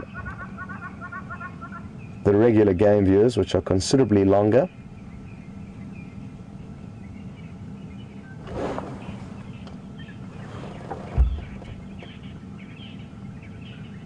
You can just see the other male's snout on the top left of your screen there, but he's heavily obscured.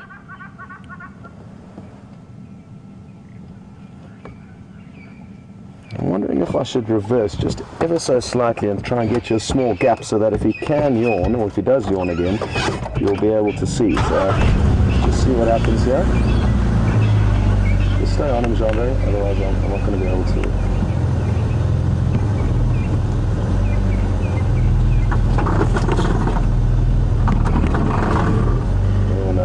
It's not going to work, but worth a try. Sorry about that little roller coaster forward. We are parked in a very funny spot.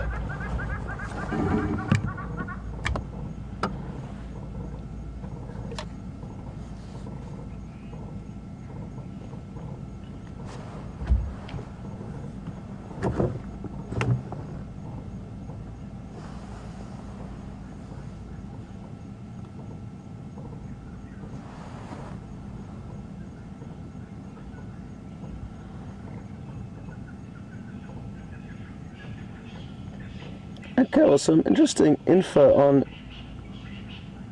these two males, if they are in fact the Selati males, which they could well be, like I said, with the one missing its bottom left canine. And they were initially part of a coalition of 5 males, brothers born in slightly different eras, I think some in 2007, some in 2008. But like most large coalitions, they've disbanded into smaller groups. And what we can also read into is that they came from the Southern Pride, and they were fathered by the golf course males, which used to reign in the south of the Sabi Sands. And that does make sense in terms of where they got their name from, the Selati Railway Line that stretches from Johannesburg to Mozambique. And it's no longer active, but used to run through these wild areas. And they obviously spent a lot of time on that Selati railway line when they were first establishing themselves as a coalition.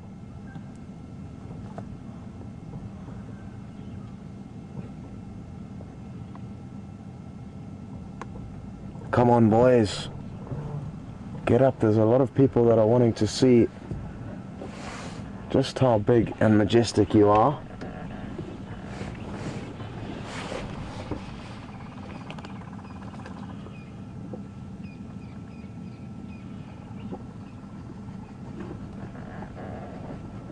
I really would love to know what they heard. Possibly other lion audio to the south of us, possibly alarm calls, the rasp of the leopard. Those are the 3 main things that would probably get their attention. If lion hear intent alarm calls coming from any given area, they can often respond in the hope that they can chase off whatever animal has caused the animals to alarm call, especially if they would have made a kill. And because they are so much more in tune with the different noises that we hear out here than we are, they could possibly even tell the difference between alarm calls of impala that have just seen a leopard as opposed to impala alarm calls that have actually seen one of their herd members being caught. And even for us as humans, we can sometimes point out the difference, because impala and bushbuck and kudu will generally alarm call a lot more intently and for a lot longer period of time if in fact one of their herd members have been caught. And I'm sure a lot of the meals that these guys feed on have not necessarily been caught by themselves, and have been caught by smaller, weaker carnivores that they can overpower and steal from.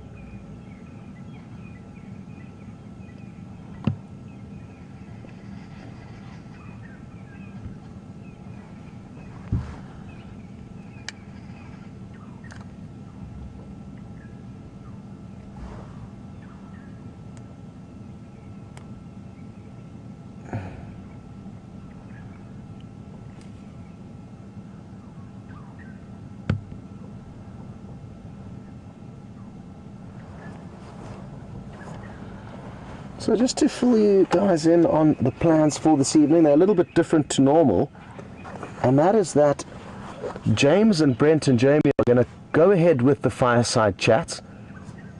So please start sending through some questions to them. We're going to be playing you a few highlights of Shadow and Madiba, a female leopard and a basically 1-year-old male cub. And it's a really interesting sequence of the two of them hissing at one another, and it'll be interesting to see how their relationship develops over the coming months. And within the next 2.5 months, she could well give birth to new cubs, and that's obviously going to change dynamics greatly. So that's one of the clips we're going to be playing. Another one is of the interaction that Brent and Jamie got to see last night with the Nkuhuma Pride, those 3 lioness hunting buffalo. And a few clips of this morning of these newcomers into the area.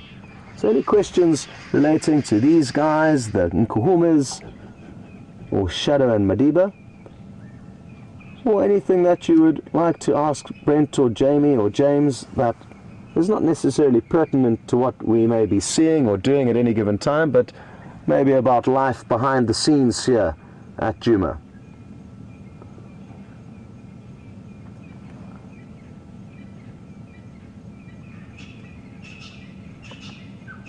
And Brent and James are heading off on leave soon, so it'll be the last time for you guys to sit around the fire with them. So bear that in mind. And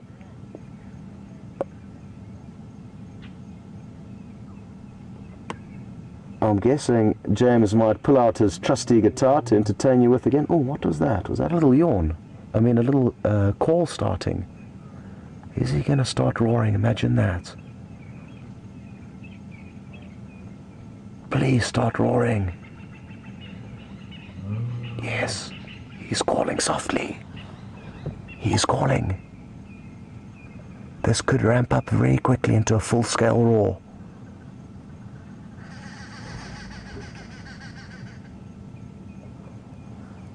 Come on.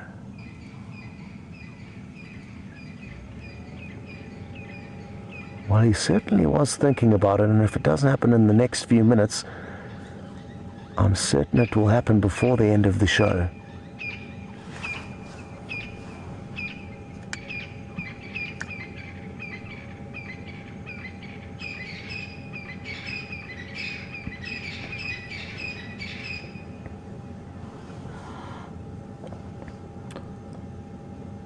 Very happy to hear that one of our youngest viewers is watching the safari this afternoon, and that's Isabella. She's just 4 years old, and she would like to know if these lions are very sleepy. And Isabella, yes, they are, but just like when we wake up in the morning, we also might... Oh, here he goes.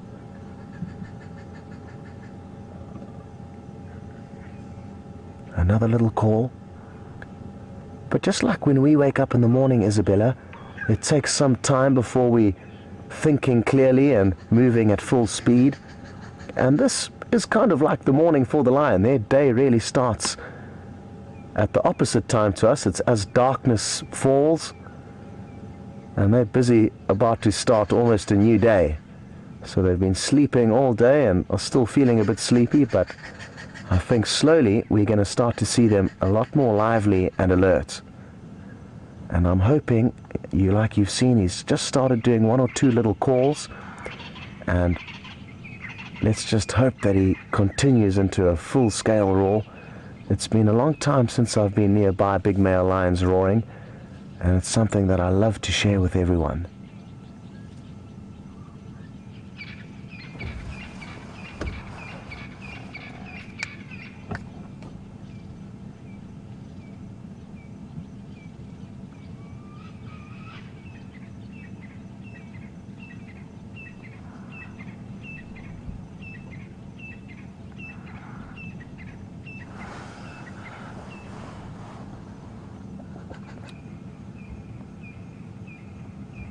So we're chatting about the broken canine on the other individual that we can't see very clearly now a little bit earlier. And Gary's interested to know if there's anything the lions can do to help with pain relief if they do have a problem like that. And not that I'm aware of, Gary, but I think we need to remember that a lot of the animals are far more tough and resilient than us as humans. Our bodies have become weak and fairly ineffective as we've evolved, but our brains have grown, and the animals are kind of the opposite. Their brain power isn't quite as good as ours, but their physical power and capability of healing themselves without the help of doctors has remained very strong. And I've seen a number of lions with broken teeth and missing teeth, and it never seems to affect them too negatively.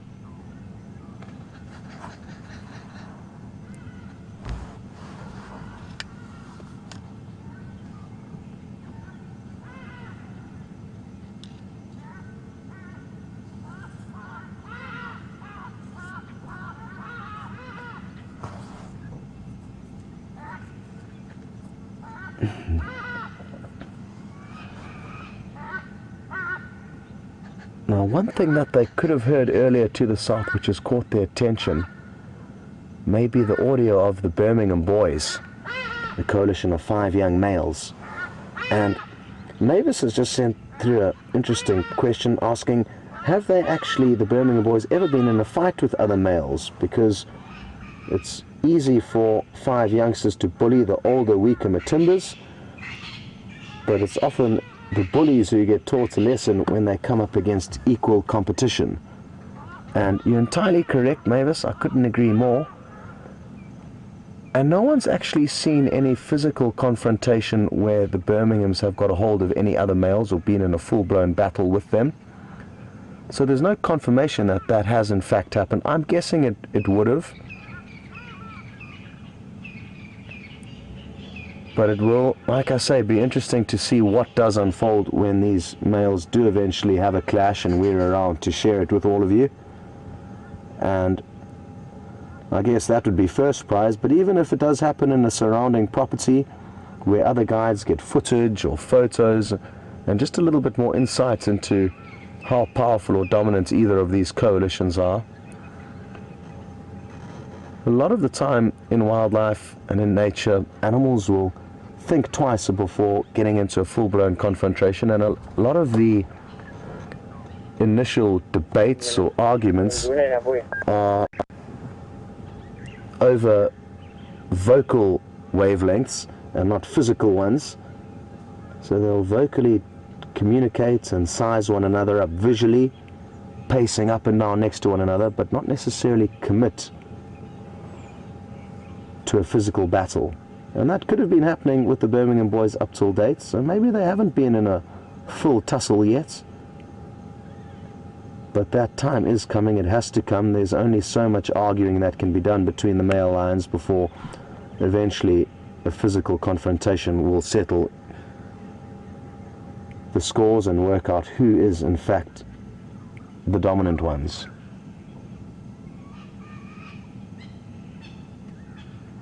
Well, after all the signs of life they were showing earlier, the yawning, the grooming, a few very faint but audible calls coming from this male, they seem to have gone back a few steps and calmed back down.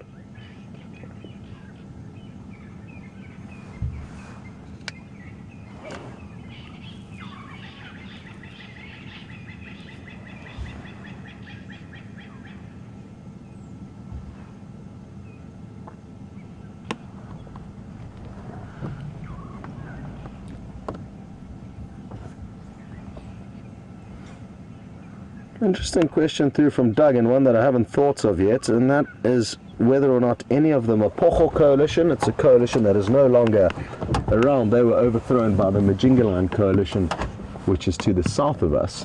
And Doug would like to know if any of the Mapocho's offspring are dominant in any areas, or if any young males have survived and showing potential signs of becoming dominant. And not that I'm aware of, I've been out of that southern area of the Sabi Sounds for too long, Doug. so I'm not too sure. Oh, I thought I heard another call there. Let's take a closer look. Come on. It was either the end of the yawn, which I think it could have been, or that initial groan that they let off before they start calling very loudly.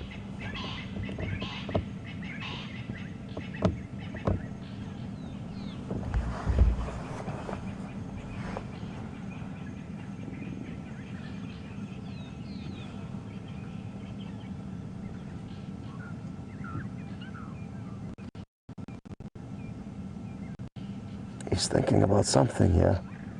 It's almost that he wants to let out a roar, but he's thinking twice about it, and I don't blame him, because they are in a new territory that's unknown, but they were calling here at least once this morning, and also scent marking. But you can see him, he's almost holding himself back from letting out a roar, and I don't know how long he's going to be able to restrain himself.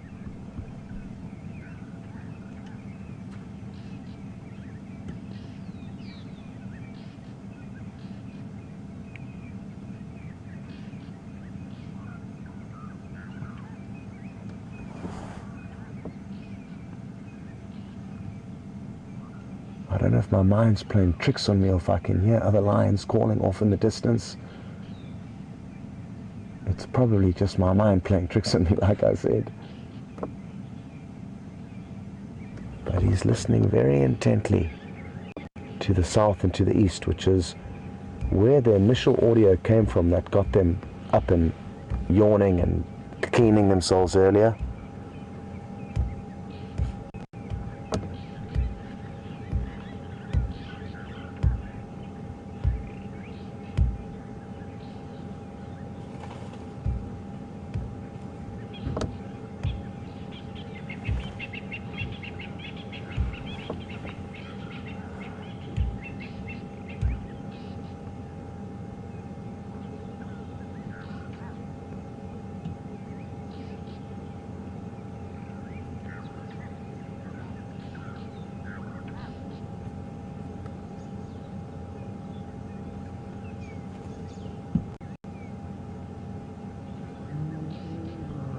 Come on. Another gentle call. This is better. This looks good.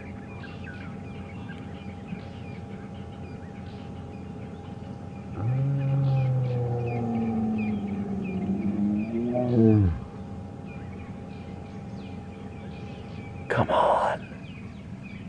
They have to. They're just warming up, I think, for the main show. And once the first one starts calling, the other one will join in, and it'll be a duet that we hear. I've very seldom seen two male lions together when only one calls.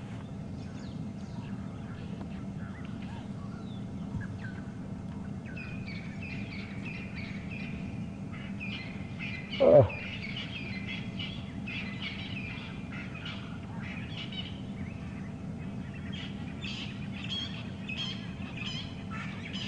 Well, it certainly got me sitting on the edge of my seat. And the other male's just got up and started moving. I wonder where he's going to go. He's moving through very thick bush though, but it looks like he could be heading in a good direction back up towards the Juma waterhole. I'm guessing he's going to take a short toilet break, as that they usually do a few meters after getting up. But he is heading in a good direction for us, where we will hopefully be able to relocate them. As you can see, it's incredibly thick here, so we may lose visual of them temporarily, but the direction he's heading in is perfect for us, so that's good news. And I'm hoping he's going to pop into a little clearing now. No, he's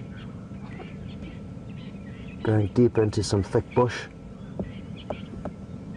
but heading in a good direction for us to relocate on them a little bit later.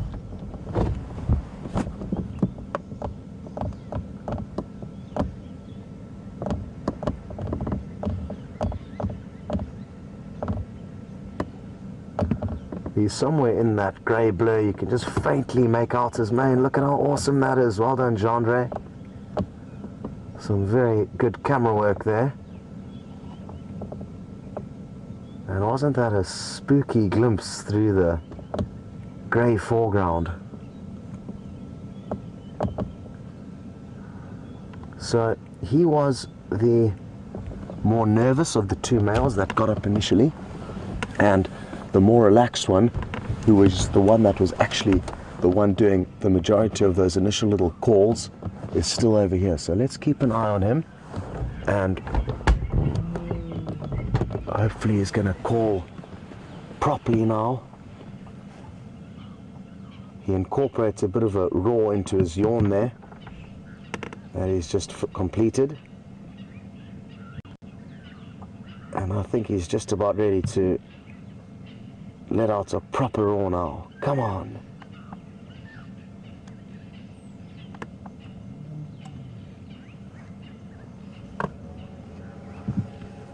Just going to get on the radio quickly and explain to yours that it might be worth heading up to where the other one moved. Yours, did you see that other one moving off to the north?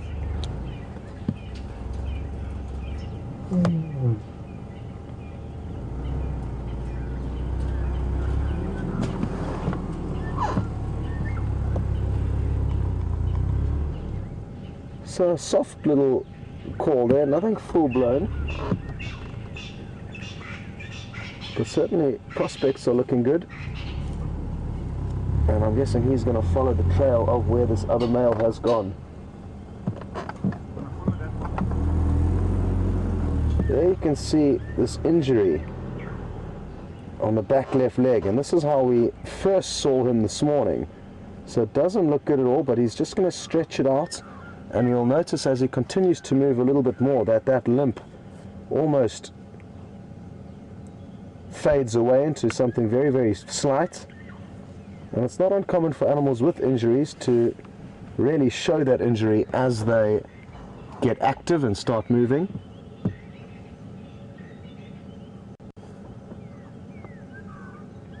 But already you can see it's a little bit better. Yours, please let me know if you get that other one, because this individual is headed further down into the drainage.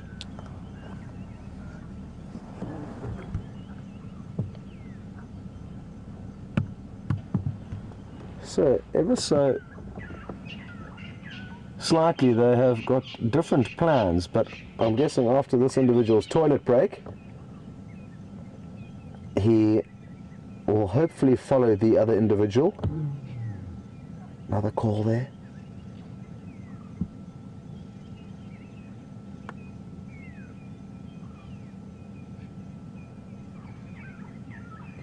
And it's going to take us a while to relocate them now.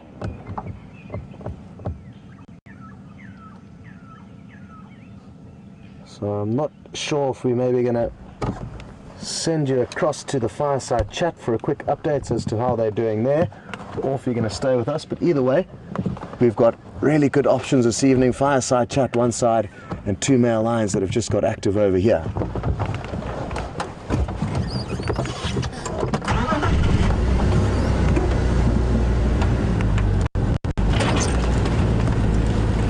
A steep bank we had to drop down into to get into a decent spot. North, or at least the one was, so hopefully up towards the Juma waterhole, which is where they were seen first this morning on the Juma waterhole camera. Just not copying any messages from yours, the other vehicle in the sighting, so I'm going to keep trying him there. Yours.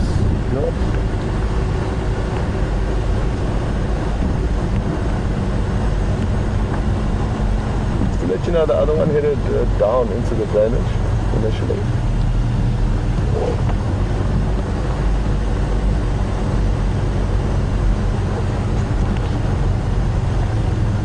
Okay, copy that.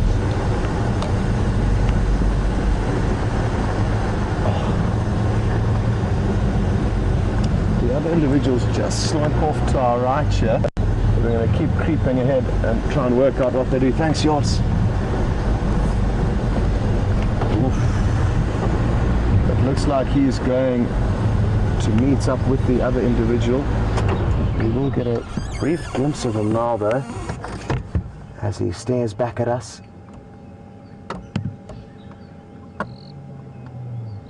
The other one's calling.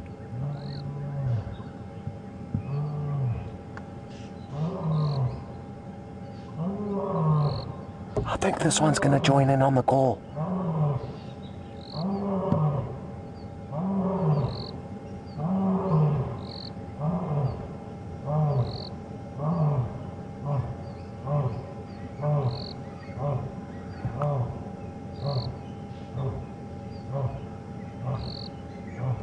Well, would you believe it?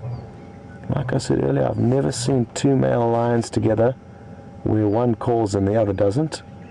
But that's the beauty of being out here in nature. You often get proved wrong and surprised. And this is a classic example of that. I'm still at a loss of words for the fact that we didn't get this other male joining in.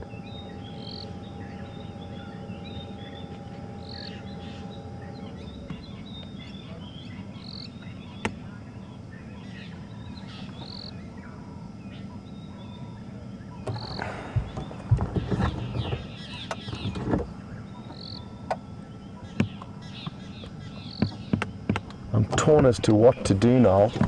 It's not going to be easy getting into the area they've just headed down to. So I'm thinking what we should do is head up onto the dam wall at the Djuma waterhole and stand by for any further audio there. And depending on where we hear that audio, we'll get a better idea of exactly which direction they've decided to head in. And then we'll be able to plan our attack further from there. I think to try and race in here immediately wouldn't really make too much sense, because it's so thick that by the time we get to where they were roaring now, they could have already moved off into another area.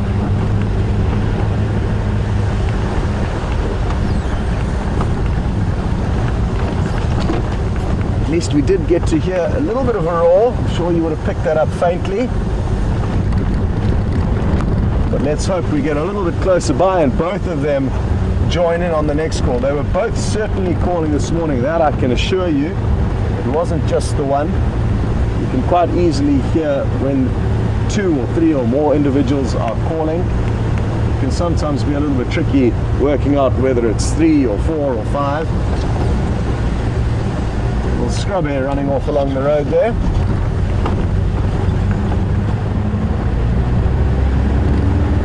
So now you'll get a good idea just how close both the Djuma waterhole is, as well as the Djuma camps, Vuyatela and Gallagher, which you can see lit up in the distance there.